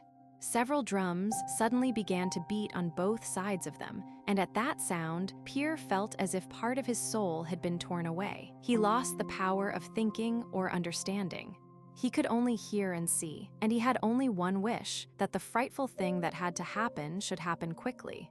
Pierre looked round at his fellow prisoners and scrutinized them. The two first were convicts with shaven heads. One was tall and thin, the other dark, shaggy, and sinewy, with a flat nose. The third was a domestic serf, about 45 years old, with grizzled hair and a plump, well-nourished body. The fourth was a peasant, a very handsome man with a broad, light brown beard and black eyes. The fifth was a factory hand, a thin, sallow-faced lad of 18 in a loose coat. Pierre heard the French consulting whether to shoot them separately or two at a time. "In couples," replied the officer in command in a calm voice. There was a stir in the ranks of the soldiers, and it was evident that they were all hurrying, not as men hurry to do something they understand, but as people hurry to finish a necessary but unpleasant and incomprehensible task. A French official wearing a scarf came up to the right of the row of prisoners and read out the sentence in Russian and in French. Then 2 pairs of Frenchmen approached the criminals, and at the officers, command took the 2 convicts who stood first in the row. The convicts stopped when they reached the post, and while sacks were being brought, looked dumbly around as a wounded beast looks at an approaching huntsman. One crossed himself continually, the other scratched his back and made a movement of the lips resembling a smile. With hurried hands, the soldiers blindfolded them, drawing the sacks over their heads, and bound them to the post. 12 sharpshooters with muskets stepped out of the ranks with a firm, regular tread and halted 8 paces from the post. Pierre turned away to avoid seeing what was going to happen. Suddenly, a crackling, rolling noise was heard, which seemed to him louder than the most terrific thunder, and he looked round. There was some smoke, and the Frenchmen were doing something near the pit, with pale faces and trembling hands. 2 more prisoners were led up. In the same way, and with similar looks, these 2 glanced vainly at the onlookers, with only a silent appeal for protection in their eyes, evidently unable to understand or believe what was going to happen to them. They could not believe it because they alone knew what their life meant to them, and so they neither understood nor believed that it could be taken from them. Again, Pierre did not wish to look and again turned away. But again the sound as of a frightful explosion struck his ear, and at the same moment he saw smoke, blood, and the pale, scared faces of the Frenchmen who were again doing something by the post, their trembling hands impeding one another. Pierre, breathing heavily, looked around as if asking what it meant. The same question was expressed in all the looks that met his. On the faces of all the Russians and of the French soldiers and officers without exception, he read the same dismay, horror, and conflict that were in his own heart. But who, after all, is doing this? They are all suffering as I am. Who then is it? Who flashed for an instant through his mind? Sharpshooters of the 86th, forward, shouted someone. The 5th prisoner, the one next to Pierre, was led away, alone. Pierre did not understand that he was saved, that he and the rest had been brought there only to witness the execution. With ever-growing horror and no sense of joy or relief, he gazed at what was taking place. The 5th man was the factory lad in the loose cloak. The moment they laid hands on him, he sprang aside in terror and clutched at Pierre. Pierre shuddered and shook himself free. The lad was unable to walk. They dragged him along, holding him up under the arms, and he screamed. When they got him to the post, he grew quiet, as if he suddenly understood something. Whether he understood that screaming was useless, or whether he thought it incredible that men should kill him, at any rate, he took his stand at the post, waiting to be blindfolded like the others, and like a wounded animal looked around him with glittering eyes. Pierre was no longer able to turn away and close his eyes. His curiosity and agitation, like that of the whole crowd, reached the highest pitch at this fifth murder. Like the others, this fifth man seemed calm. He wrapped his loose cloak closer and rubbed one bare foot with the other. When they began to blindfold him, he himself adjusted the knot which hurt the back of his head. Then, when they propped him against the blood-stained post, he leaned back and, not being comfortable in that position, straightened himself, adjusted his feet, and leaned back again more comfortably. Pierre did not take his eyes from him and did not miss his slightest movement. Probably a word of command was given and was followed by the reports of 8 muskets. But try as he would, Pierre could not afterwards remember having heard the slightest sound of the shots. He only saw how the workmen suddenly sank down on the cords that held him, how blood showed itself in 2 places, how the ropes slackened under the weight of the hanging body, and how the workman sat down, his head hanging unnaturally and one leg bent under him. Pierre ran up to the post. No one hindered him. Pale, frightened people were doing something around the workmen. The lower jaw of an old Frenchman with a thick mustache trembled as he untied the ropes. The body collapsed. The soldiers dragged it awkwardly from the post and began pushing it into the pit. They all plainly and certainly knew that they were criminals who must hide the traces of their guilt as quickly as possible. Pierre glanced into the pit and saw that the factory lad was lying with his knees close up to his head and one shoulder higher than the other. That shoulder rose and fell rhythmically and convulsively, but spadefuls of earth were already being thrown over the whole body. One of the soldiers, evidently suffering, shouted gruffly and angrily at Pierre to go back. But Pierre did not understand him and remained near the post, and no one drove him away. When the pit had been filled up, a command was given. Pierre was taken back to his place, and the rows of troops on both sides of the post made a half-turn and went past it at a measured pace. The 24 sharpshooters with discharged muskets, standing in the center of the circle, ran back to their places as the companies passed by. Pierre gazed now with dazed eyes at these sharpshooters who ran in couples out of the circle. All but one rejoined their companies. This one, a young soldier, his face deadly pale, his shako pushed back, and his musket resting on the ground, still stood near the pit at the spot from which he had fired. He swayed like a drunken man, taking some steps forward and back to save himself from falling. An old, non-commissioned officer ran out of the ranks and, taking him by the elbow, dragged him to his company. The crowd of Russians and Frenchmen began to disperse. They all went away silently and with drooping heads. "That will teach them to start fires," said one of the Frenchmen. Pierre glanced round at the speaker and saw that it was a soldier who was trying to find some relief after what had been done, but was not able to do so. Without finishing what he had begun to say, he made a hopeless movement with his arm and went away. Chapter 12. After the execution, Pierre was separated from the rest of the prisoners and placed alone in a small, ruined, and befouled church. Toward evening, a non-commissioned officer entered with 2 soldiers and told him that he had been pardoned and would now go to the barracks for the prisoners of war. Without understanding what was said to him, Pierre got up and went with the soldiers. They took him to the upper end of the field, where there were some sheds built of charred planks, beams, and battens, and led him into one of them. In the darkness, some 20 different men surrounded Pierre.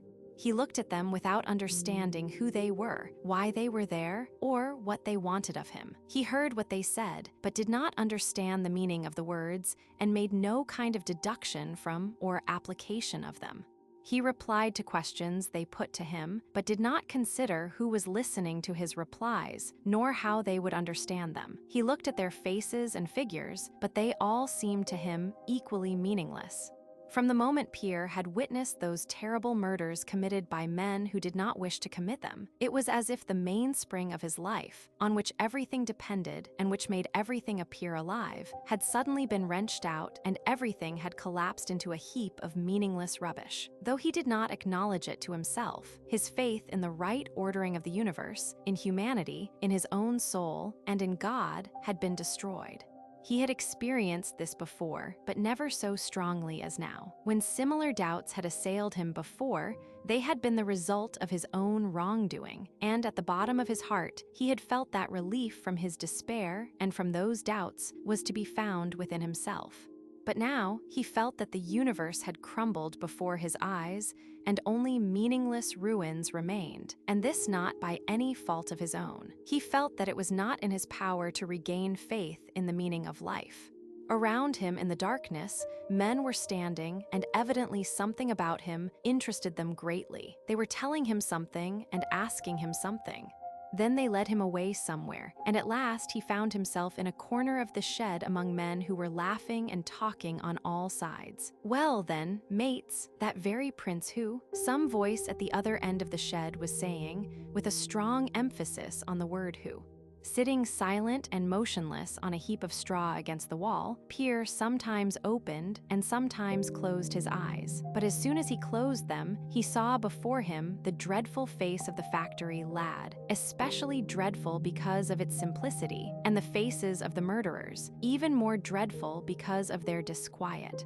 And he opened his eyes again and stared vacantly into the darkness around him. Beside him, in a stooping position, sat a small man of whose presence he was first made aware by a strong smell of perspiration, which came from him every time he moved. This man was doing something to his legs in the darkness, and though Pierre could not see his face, he felt that the man continually glanced at him. On growing used to the darkness, Pierre saw that the man was taking off his leg bands, and the way he did it aroused Pierre's interest. Having unwound the string that tied the band on one leg, he carefully coiled it up and immediately set to work on the other leg, glancing up at Pierre. While one hand hung up the first string, the other was already unwinding the band on the second leg. In this way, having carefully removed the leg bands by deft circular motions of his arm following one another uninterruptedly, the man hung the leg bands up on some pegs fixed above his head. Then he took out a knife, cut something, closed the knife, placed it under the head of his bed, and, seating himself comfortably, clasped his arms round his lifted knees and fixed his eyes on Pierre. The latter was conscious of something pleasant, comforting, and well-rounded in these deft movements, in the man's well-ordered arrangements in his corner, and even in his very smell, and he looked at the man without taking his eyes from him. "You've seen a lot of trouble, sir, eh?" the little man suddenly said, and there was so much kindliness and simplicity in his sing-song voice that Pierre tried to reply, but his jaw trembled and he felt tears rising to his eyes. The little fellow, giving Pierre no time to betray his confusion, instantly continued in the same pleasant tones. Lad, don't fret," said he, in the tender sing-song, caressing voice old Russian peasant women employ. "Don't fret, friend, suffer an hour, live for an age. That's how it is, my dear fellow. And here we live, thank heaven, without offense. Among these folk, too, there are good men as well as bad," said he, and still speaking, he turned on his knees with a supple movement, got up, coughed, and went off to another part of the shed. You rascal," Pierre heard the same kind voice saying at the other end of the shed. "So you've come, you rascal. She remembers. Now, that'll do." And the soldier, pushing away a little dog that was jumping up at him, returned to his place and sat down. In his hands he had something wrapped in a rag. "Here, eat a bit, sir," said he, resuming his former respectful tone as he unwrapped and offered Pierre some baked potatoes. "We had soup for dinner, and the potatoes are grand." Pierre had not eaten all day, and the smell of the potatoes seemed extremely pleasant to him. He thanked the soldier and began to eat. "Well, are they all right?" said the soldier with a smile. "You should do like this." He took a potato, drew out his clasp knife, cut the potato into 2 equal halves on the palm of his hand, sprinkled some salt on it from the rag, and handed it to Pierre. "The potatoes are grand," he said once more. Eat some like that? Pierre thought he had never eaten anything that tasted better. Oh, I'm all right, said he, but why did they shoot those poor fellows? The last one was hardly 20. TSSTT, said the little man. Ah, what a sin, he added quickly, and as if his words were always waiting ready in his mouth and flew out involuntarily, he went on. How was it, sir, that you stayed in Moscow? I didn't think they would come so soon. I stayed accidentally, replied Pierre. And how did they arrest you, dear lad? At your house? No, I went to look at the fire, and they arrested me there and tried me as an incendiary. Where there's law, there's injustice, put in the little man. And have you been here long? Pierre asked as he munched the last of the potato. It was last Sunday they took me, out of a hospital in Moscow. Why, are you a soldier then? Yes, we are soldiers of the Apsheron regiment. I was dying of fever, we weren't told anything. There were some 20 of us lying there. We had no idea, never guessed at all. And do you feel sad here? Pierre inquired. How can one help it, lad? My name is Platon, and the surname is Karativ, he added, evidently wishing to make it easier for Pierre to address him. They call me Little Falcon in the regiment. How is one to help feeling sad? Moscow, she's the mother of cities. How can one see all this and not feel sad? But the maggot gnaws the cabbage, yet dies first. That's what the old folks used to tell us, he added rapidly. What? What did you say? Asked Pierre. Who? I, said Karativ. I say things happen not as we plan, but as God judges, he replied, thinking that he was repeating what he had said before, and immediately continued. Well, and you, have you a family estate, sir? And a house, so you have abundance then. And a housewife, and your old parents, are they still living? He asked. And though it was too dark for Pierre to see, he felt that a suppressed smile of kindliness puckered the soldier's lips as he put these questions. He seemed grieved that Pierre had no parents, especially that he had no mother. A wife for counsel, a mother-in-law for welcome, but there's none as dear as one's own mother, said he. Well, and have you little ones? He went on asking. Again, Pierre's negative answer seemed to distress him, and he hastened to add, never mind, you're young folks yet, and please God may still have some. The great thing is to live in harmony, but it's all the same now, Pierre could not help saying. Ah, my dear fellow, rejoined Karativ, never decline a prison or a beggar's sack. He seated himself more comfortably and coughed, evidently preparing to tell a long story. Well, my dear fellow, I was still living at home, he began. We had a well-to-do homestead, plenty of land, we peasants lived well, and our house was one to thank God for. When father and we went out mowing, there were 7 of us. We lived well, we were real peasants. It so happened, and Platon Karativ told a long story of how he had gone into someone's copse to take wood, how he had been caught by the keeper, had been tried, flogged, and sent to serve as a soldier.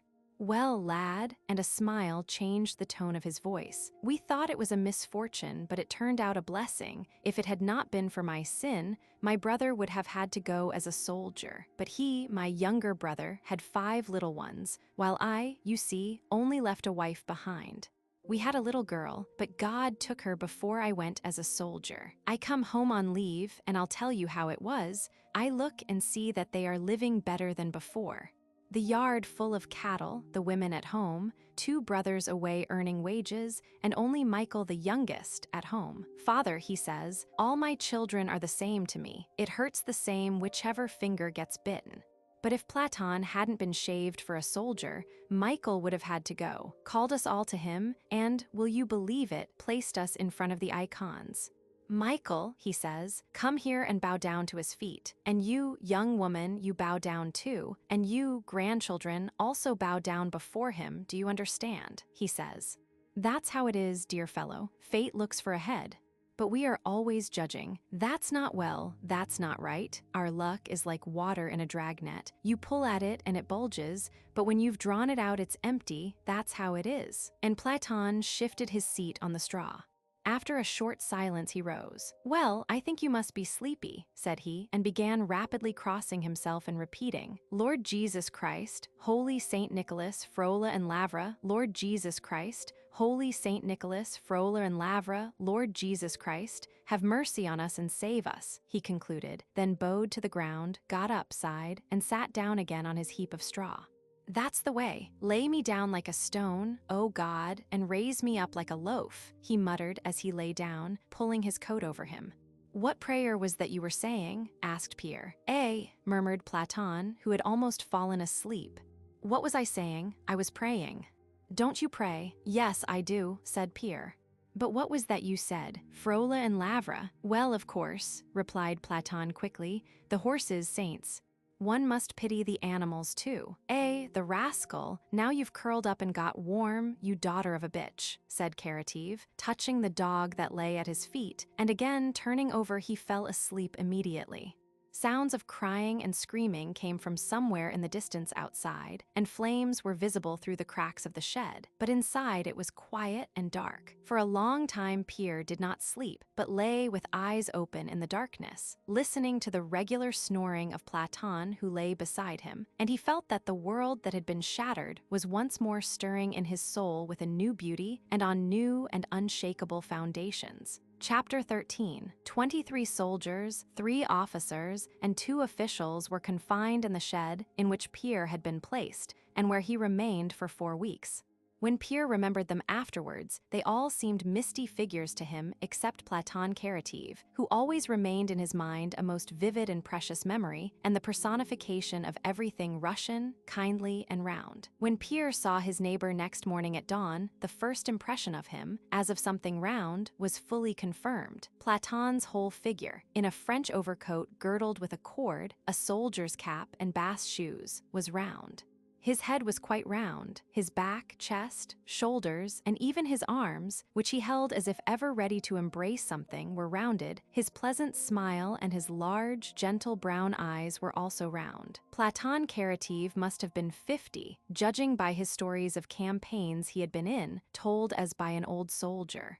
He did not himself know his age and was quite unable to determine it, but his brilliantly white, strong teeth, which showed in 2 unbroken semicircles when he laughed, as he often did, were all sound and good. There was not a gray hair in his beard or on his head, and his whole body gave an impression of suppleness, and especially of firmness and endurance.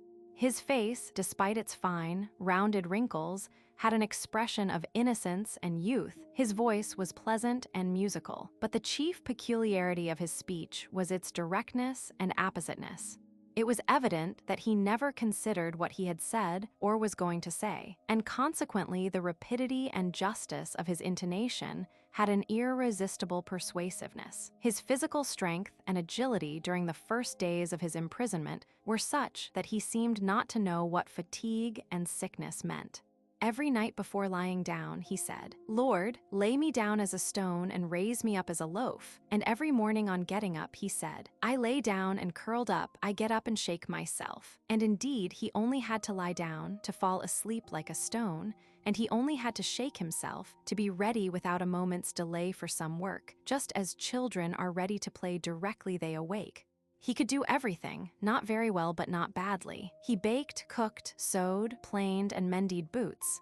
He was always busy, and only at night allowed himself conversation, of which he was fond, and songs. He did not sing like a trained singer who knows he is listened to, but like the birds, evidently giving vent to the sounds in the same way that one stretches oneself or walks about to get rid of stiffness. And the sounds were always high-pitched, mournful, delicate, and almost feminine, and his face at such times was very serious. Having been taken prisoner and allowed his beard to grow, he seemed to have thrown off all that had been forced upon him, everything military and alien to himself, and had returned to his former peasant habits. "A soldier on leave, a shirt outside breeches," he would say. He did not like talking about his life as a soldier, though he did not complain, and often mentioned that he had not been flogged once during the whole of his army service. When he related anything, it was generally some old and evidently precious memory of his Christian life, as he called his peasant existence. The proverbs, of which his talk was full, were for the most part not the coarse and indecent saws soldiers employ, but those folk sayings which, taken without a context, seem so insignificant, but when used appositely suddenly acquire a significance of profound wisdom. He would often say the exact opposite of what he had said on a previous occasion, yet both would be right. He liked to talk, and he talked well, adorning his speech with terms of endearment and with folk sayings which Pierre thought he invented himself. But the chief charm of his talk lay in the fact that the commonest events, sometimes just such as Pierre had witnessed without taking notice of them, assumed in Karatives a character of solemn fitness. He liked to hear the folk tales one of the soldiers used to tell of an evening. They were always the same, but most of all he liked to hear stories of real life. He would smile joyfully when listening to such stories, now and then putting in a word or asking a question to make the moral beauty of what he was told clear to himself. Karativ had no attachments, friendships, or love, as Pierre understood them, but loved and lived affectionately with everything life brought him in contact with, particularly with man, not any particular man, but those with whom he happened to be. He loved his dog, his comrades, the French, and Pierre, who was his neighbor, but Pierre felt that in spite of Karativ's affectionate tenderness for him, by which he unconsciously gave Pierre's spiritual life its due, he would not have grieved for a moment at parting from him, and Pierre began to feel in the same way toward Karativ. To all the other prisoners, Platon Karativ seemed a most ordinary soldier. They called him Little Falcon or Platosha, chaffed him good-naturedly, and sent him on errands. But to Pierre, he always remained what he had seemed that first night, an unfathomable, rounded, eternal personification of the spirit of simplicity and truth. Platon Karativ knew nothing by heart except his prayers. When he began to speak, he seemed not to know how he would conclude. Sometimes Pierre, struck by the meaning of his words, would ask him to repeat them, but Platon could never recall what he had said a moment before, just as he never could repeat to Pierre the words of his favorite song. Native and birch tree and my heart is sick occurred in it, but when spoken and not sung, no meaning could be got out of it. He did not, and could not, understand the meaning of words apart from their context. Every word and action of his was the manifestation of an activity unknown to him, which was his life. But his life, as he regarded it, had no meaning as a separate thing. It had meaning only as part of a whole of which he was always conscious. His words and actions flowed from him as evenly, inevitably, and spontaneously as fragrance exhales from a flower. He could not understand the value or significance of any word or deed taken separately. Chapter 14. When Princess Mary heard from Nicholas that her brother was with the Rostovs at Yaroslavl, she at once prepared to go there, in spite of her aunt's efforts to dissuade her, and not merely to go herself, but to take her nephew with her. Whether it were difficult or easy, possible or impossible, she did not ask and did not want to know. It was her duty, not only to herself, to be near her brother who was perhaps dying, but to do everything possible to take his son to him, and so she prepared to set off. That she had not heard from Prince Andrew himself, Princess Mary attributed to his being too weak to write or to his considering the long journey too hard and too dangerous for her and his son. In a few days, Princess Mary was ready to start. Her equipages were the huge family coach in which she had traveled to Voronezh, a semi-open trap, and a baggage cart. With her traveled Mademoiselle Burian, little Nicholas and his tutor, her old nurse, 3 maids, Tikhon, and a young footman and courier her aunt had sent to accompany her. The usual route through Moscow could not be thought of, and the roundabout way Princess Mary was obliged to take through Leipzig, Ryazan, Vladimir, and Shuya was very long, and, as post horses were not everywhere obtainable, very difficult, and near Ryazan, where the French were said to have shown themselves, was even dangerous. During this difficult journey, Mademoiselle Burian, de Salles, and Princess Mary's servants were astonished at her energy and firmness of spirit. She went to bed later and rose earlier than any of them, and no difficulties daunted her. Thanks to her activity and energy, which infected her fellow travelers, they approached Yaroslavl by the end of the 2nd week. The last days of her stay in Voronezh had been the happiest of her life. Her love for Rostov no longer tormented or agitated her. It filled her whole soul, had become an integral part of herself, and she no longer struggled against it. Latterly, she had become convinced that she loved and was beloved, though she never said this definitely to herself in words. She had become convinced of it at her last interview with Nicholas, when he had come to tell her that her brother was with the Rostovs. Not by a single word had Nicholas alluded to the fact that Prince Andrew's relations with Natasha might, if he recovered, be renewed, but Princess Mary saw by his face that he knew and thought of this. Yet in spite of that, his relation to her, considerate, delicate, and loving, not only remained unchanged, but it sometimes seemed to Princess Mary that he was even glad that the family connection between them allowed him to express his friendship more freely. She knew that she loved for the first and only time in her life and felt that she was beloved and was happy in regard to it. But this happiness on one side of her spiritual nature did not prevent her feeling grief for her brother with full force. On the contrary, that spiritual tranquility on the one side made it the more possible for her to give full play to her feeling for her brother. That feeling was so strong at the moment of leaving Voronezh that those who saw her off, as they looked at her careworn, despairing face, felt sure she would fall ill on the journey. But the very difficulties and preoccupations of the journey, which she took so actively in hand, saved her for a while from her grief and gave her strength. As always happens when traveling, Princess Mary thought only of the journey itself, forgetting its object. But as she approached Yaroslavl, the thought of what might await her there, not after many days, but that very evening, again presented itself to her, and her agitation increased to its utmost limit.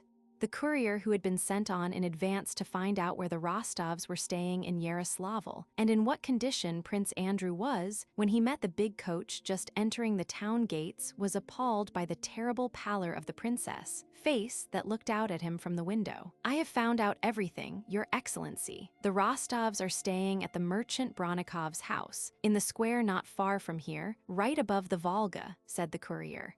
Princess Mary looked at him with frightened inquiry, not understanding why he did not reply to what she chiefly wanted to know: how was her brother? Mademoiselle Bourienne put that question for her. "How is the prince?" she asked. "His Excellency is staying in the same house with them." "Then he is alive," thought Princess Mary, and asked in a low voice, "How is he?"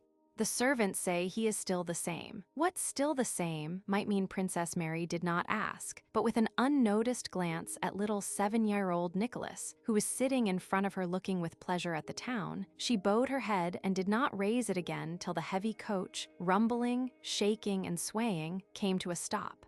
The carriage steps clattered as they were let down. The carriage door was opened.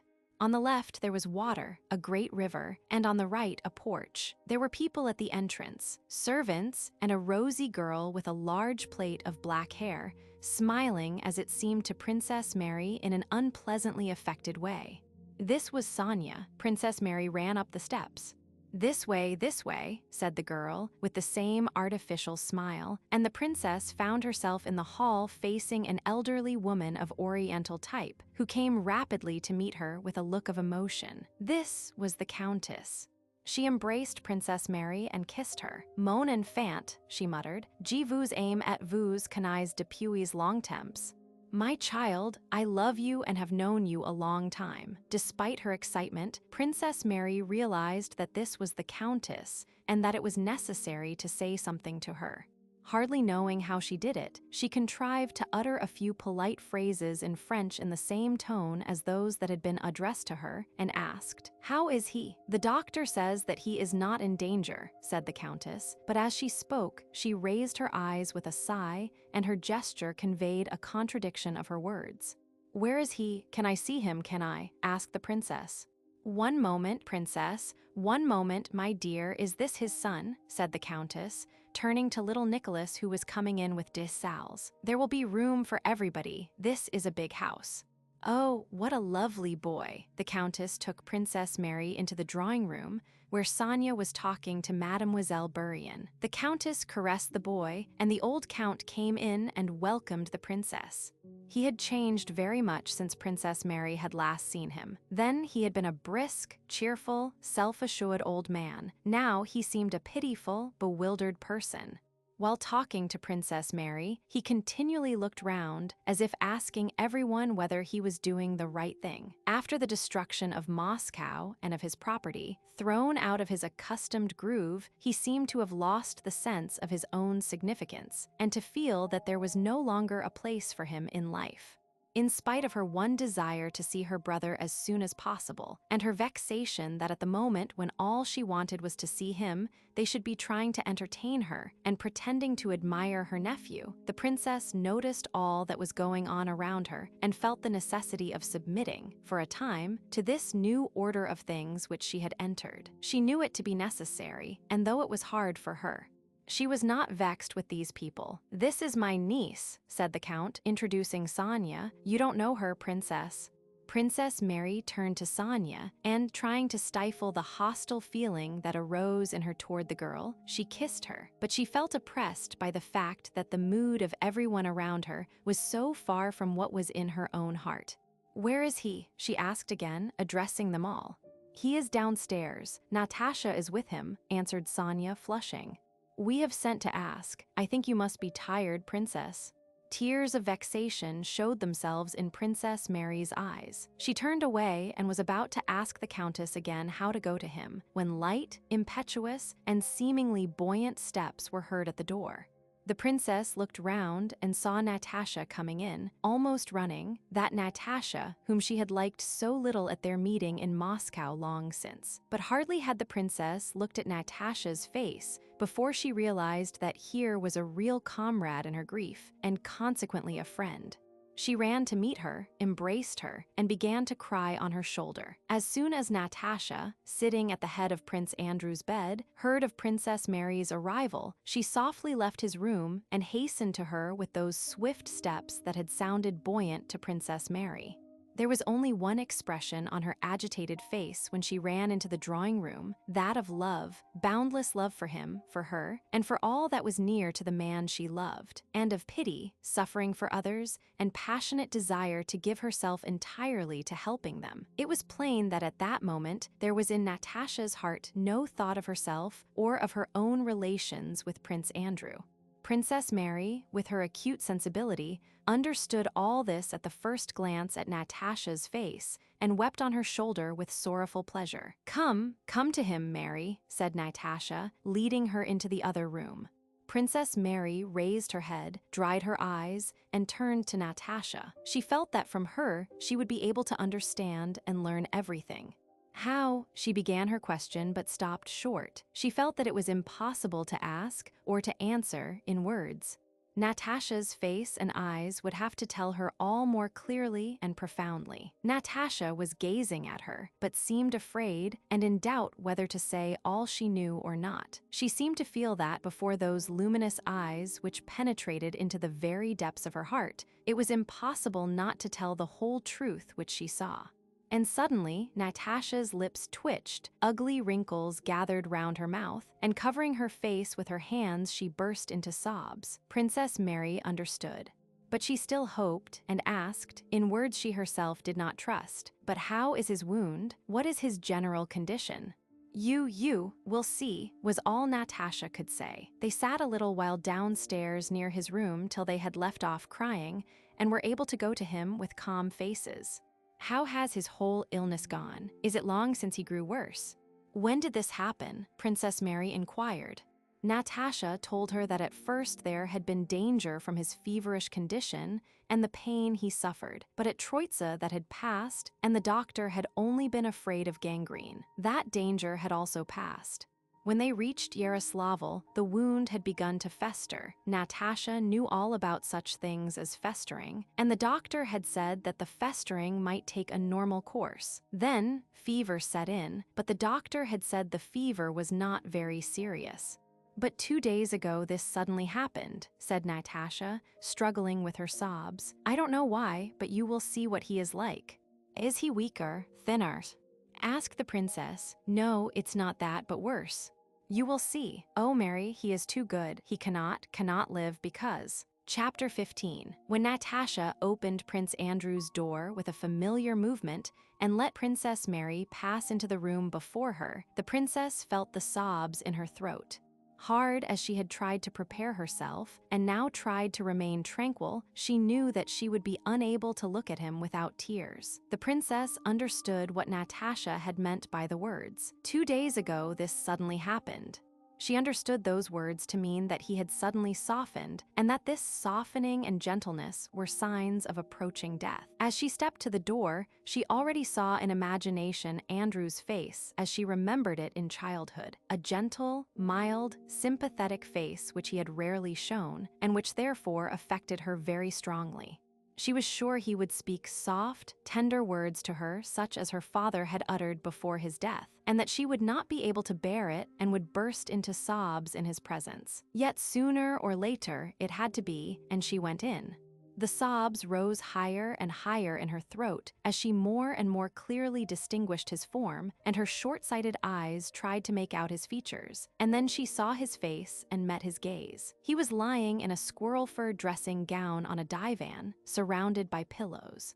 He was thin and pale. In one thin, translucently white hand he held a handkerchief, while with the other he stroked the delicate mustache he had grown, moving his fingers slowly. His eyes gazed at them as they entered. On seeing his face and meeting his eyes, Princess Mary's pace suddenly slackened. She felt her tears dry up and her sobs ceased. She suddenly felt guilty and grew timid on catching the expression of his face and eyes. But in what am I to blame? She asked herself. And his cold, stern look replied, because you are alive and thinking of the living, while I, in the deep gaze that seemed to look not outwards, but inwards, there was an almost hostile expression as he slowly regarded his sister and Natasha. He kissed his sister, holding her hand in his as was their wont. How are you, Mary? How did you manage to get here? Said he in a voice as calm and aloof as his look. Had he screamed in agony, that scream would not have struck such horror into Princess Mary's heart as the tone of his voice. And have you brought little Nicholas? He asked in the same slow, quiet manner and with an obvious effort to remember. How are you now? Said Princess Mary, herself surprised at what she was saying. That, my dear, you must ask the doctor, he replied, and again making an evident effort to be affectionate, he said with his lips only, his words clearly did not correspond to his thoughts. Merci, chère Amy, der venue. Thank you for coming, my dear. Princess Mary pressed his hand. The pressure made him wince just perceptibly. He was silent, and she did not know what to say. She now understood what had happened to him 2 days before. In his words, his tone, and especially in that calm, almost antagonistic look, could be felt an estrangement from everything belonging to this world, terrible in one who is alive. Evidently, only with an effort did he understand anything living, but it was obvious that he failed to understand, not because he lacked the power to do so, but because he understood something else, something the living did not and could not understand, and which wholly occupied his mind. There, you see how strangely fate has brought us together, said he, breaking the silence and pointing to Natasha. She looks after me all the time. Princess Mary heard him and did not understand how he could say such a thing. He, the sensitive, tender Prince Andrew, how could he say that before her whom he loved and who loved him? Had he expected to live, he could not have said those words in that offensively cold tone. If he had not known that he was dying, how could he have failed to pity her, and how could he speak like that in her presence? The only explanation was that he was indifferent because something else, much more important, had been revealed to him. The conversation was cold and disconnected and continually broke off. Mary came by way of Ryazan, said Natasha. Prince Andrew did not notice that she called his sister Mary, and only after calling her so in his presence did Natasha notice it herself. Really? He asked. They told her that all Moscow has been burned down, and that Natasha stopped. It was impossible to talk. It was plain that he was making an effort to listen, but could not do so. Yes, they say it's burned, he said. It's a great pity, and he gazed straight before him, absently stroking his mustache with his fingers. "And so you have met Count Nicholas, Mary," Prince Andrew suddenly said, evidently wishing to speak pleasantly to them. "He wrote here that he took a great liking to you," he went on simply and calmly, evidently unable to understand all the complex significance his words had for living people. "If you liked him too, it would be a good thing for you to get married," he added rather more quickly, as if pleased at having found words he had long been seeking. Princess Mary heard his words, but they had no meaning for her, except as a proof of how far away he now was from everything living. "Why talk of me?" she said quietly and glanced at Natasha. Natasha, who felt her glance, did not look at her. All three were again silent. "Andrew, would you like?" Princess Mary suddenly said in a trembling voice, "Would you like to see little Nicholas? He is always talking about you." Prince Andrew smiled just perceptibly and for the first time, but Princess Mary, who knew his face so well, saw with horror that he did not smile with pleasure or affection for his son, but with quiet, gentle irony because he thought she was trying what she believed to be the last means of arousing him. "Yes, I shall be very glad to see him. Is he quite well?" When little Nicholas was brought into Prince Andrew's room, he looked at his father with frightened eyes, but did not cry because no one else was crying. Prince Andrew kissed him and evidently did not know what to say to him. When Nicholas had been led away, Princess Mary again went up to her brother, kissed him, and unable to restrain her tears any longer began to cry. He looked at her attentively. "Is it about Nicholas?" he asked. Princess Mary nodded her head, weeping. "Mary, you know the gossip." But he broke off. "What did you say?" "Nothing. You mustn't cry here," he said, looking at her with the same cold expression. When Princess Mary began to cry, he understood that she was crying at the thought that little Nicholas would be left without a father. With a great effort, he tried to return to life and to see things from their point of view. "Yes, to them it must seem sad," he thought, "but how simple it is. The fowls of the air sow not, neither do they reap, yet your Father feedeth them," he said to himself and wished to say to Princess Mary. But no, they will take it their own way, they won't understand, they can't understand that all those feelings they prize so, all our feelings, all those ideas that seem so important to us, are unnecessary. We cannot understand one another, and he remained silent. Prince Andrew's little son was 7. He could scarcely read and knew nothing. After that day, he lived through many things, gaining knowledge, observation, and experience, but had he possessed all the faculties he afterwards acquired, he could not have had a better or more profound understanding of the meaning of the scene he had witnessed between his father, Mary, and Natasha than he had then. After that, he avoided Dessalles and the Countess who caressed him and either sat alone or came timidly to Princess Mary, or to Natasha, of whom he seemed even fonder than of his aunt, and clung to them quietly and shyly. When Princess Mary had left Prince Andrew, she fully understood what Natasha's face had told her. She did not speak any more to Natasha of hopes of saving his life. She took turns with her beside his sofa and did not cry any more, but prayed continually, turning in soul to that eternal and unfathomable, whose presence above the dying man was now so evident. Chapter 16. Not only did Prince Andrew know he would die, but he felt that he was dying and was already half dead. He was conscious of an aloofness from everything earthly and a strange and joyous lightness of existence. Without haste or agitation, he awaited what was coming. That inexorable, eternal, distant, and unknown, the presence of which he had felt continually all his life, was now near to him and, by the strange lightness he experienced, almost comprehensible and palpable. Formerly, he had feared the end. He had twice experienced that terribly tormenting fear of death, the end, but now he no longer understood that fear. He had felt it for the first time when the shells spun like a top before him, and he looked at the fallow field, the bushes, and the sky, and knew that he was face to face with death. When he came to himself after being wounded, and the flower of eternal, unfettered love had instantly unfolded itself in his soul as if freed from the bondage of life that had restrained it, he no longer feared death and ceased to think about it. During the hours of solitude, suffering, and partial delirium he spent after he was wounded, the more deeply he penetrated into the new principle of eternal love revealed to him, the more he unconsciously detached himself from earthly life. To love everything and everybody and always to sacrifice oneself for love meant not to love anyone, not to live this earthly life. And the more imbued he became with that principle of love, the more he renounced life, and the more completely he destroyed that dreadful barrier which, in the absence of such love, stands between life and death.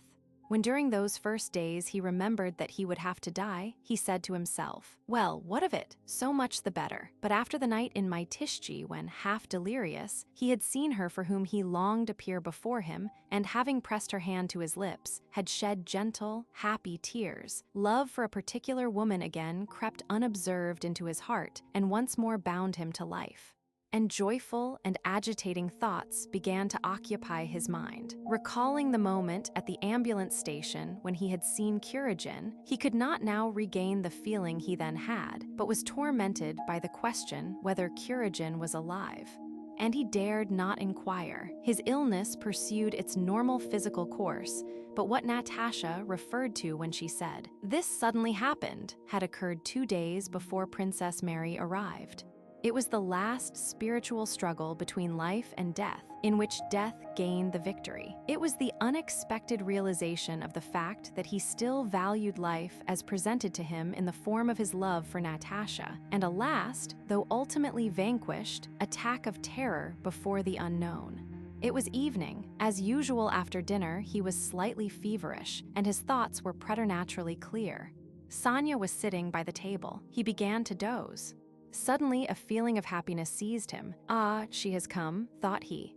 And so it was. In Sonia's place sat Natasha, who had just come in noiselessly. Since she had begun looking after him, he had always experienced this physical consciousness of her nearness.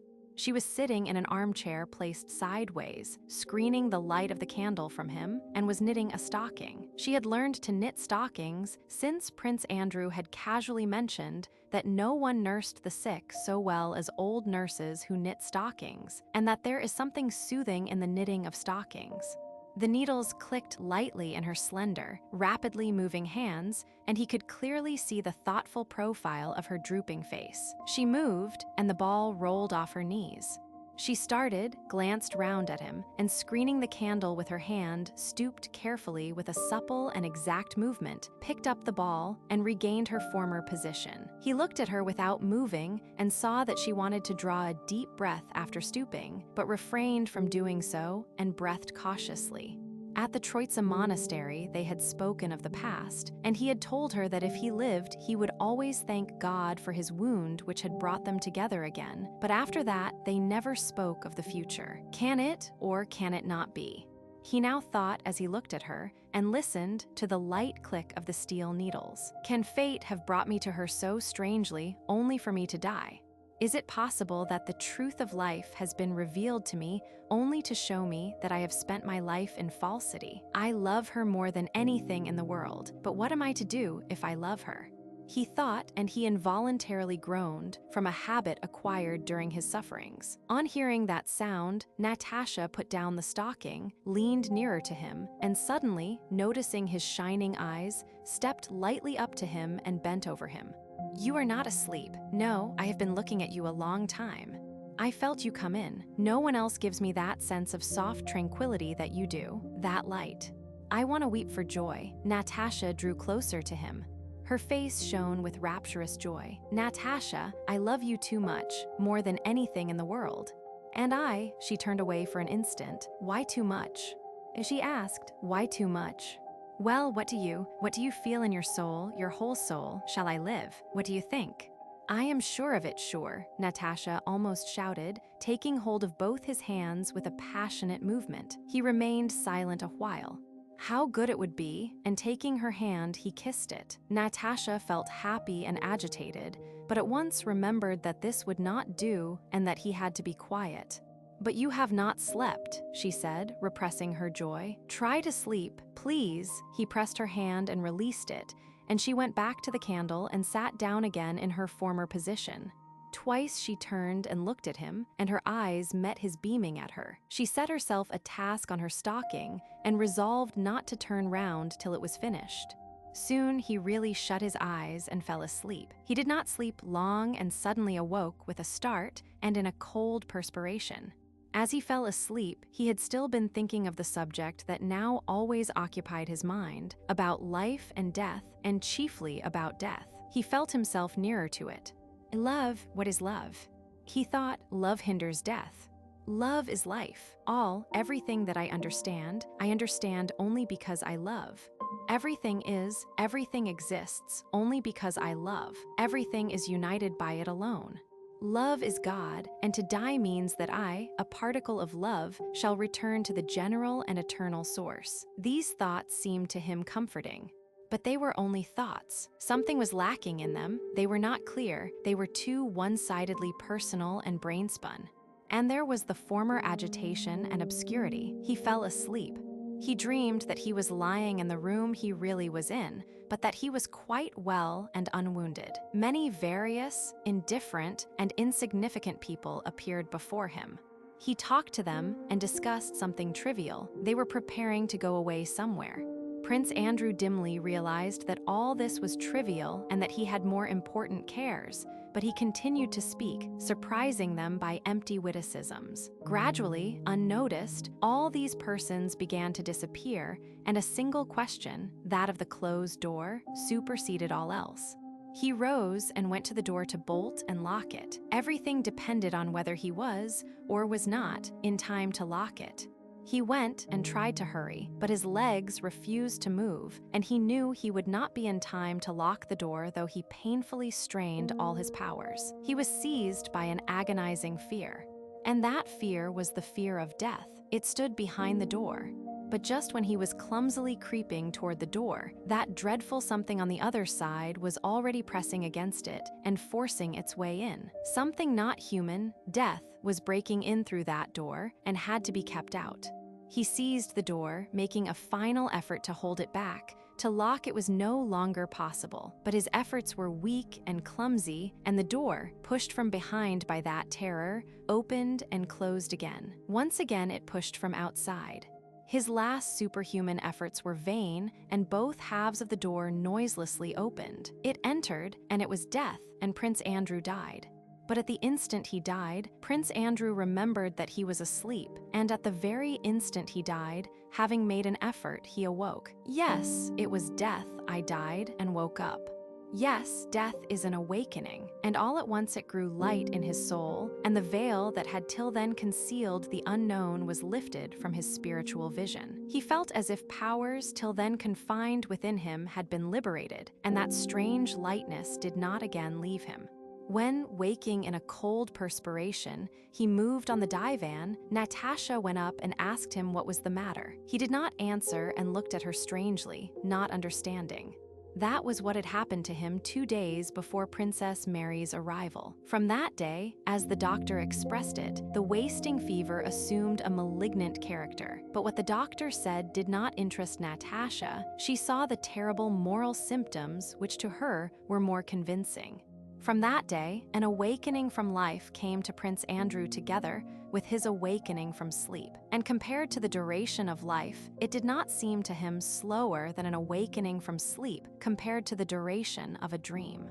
There was nothing terrible or violent in this comparatively slow awakening. His last days and hours passed in an ordinary and simple way. Both Princess Mary and Natasha, who did not leave him, felt this. They did not weep or shudder, and during these last days they themselves felt that they were not attending on him. He was no longer there, he had left them. But on what reminded them most closely of him, his body. Both felt this so strongly that the outward and terrible side of death did not affect them, and they did not feel it necessary to foment their grief. Neither in his presence nor out of it did they weep, nor did they ever talk to one another about him. They felt that they could not express in words what they understood. They both saw that he was sinking slowly and quietly, deeper and deeper, away from them, and they both knew that this had to be so and that it was right. He confessed and received communion. Everyone came to take leave of him. When they brought his son to him, he pressed his lips to the boy's and turned away, not because he felt it hard and sad. Princess Mary and Natasha understood that, but simply because he thought it was all that was required of him. But when they told him to bless the boy, he did what was demanded and looked round as if asking whether there was anything else he should do. When the last convulsions of the body, which the spirit was leaving, occurred, Princess Mary and Natasha were present. "Is it over?" said Princess Mary, when his body had for a few minutes lain motionless, growing cold before them. Natasha went up, looked at the dead eyes, and hastened to close them.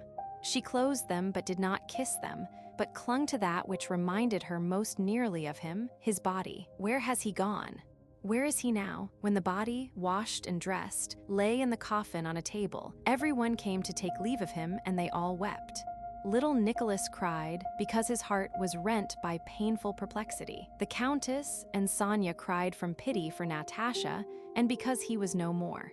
The old Count cried because he felt that before long, he, too, must take the same terrible step. Natasha and Princess Mary also wept now, but not because of their own personal grief. They wept with a reverent and softening emotion which had taken possession of their souls at the consciousness of the simple and solemn mystery of death that had been accomplished in their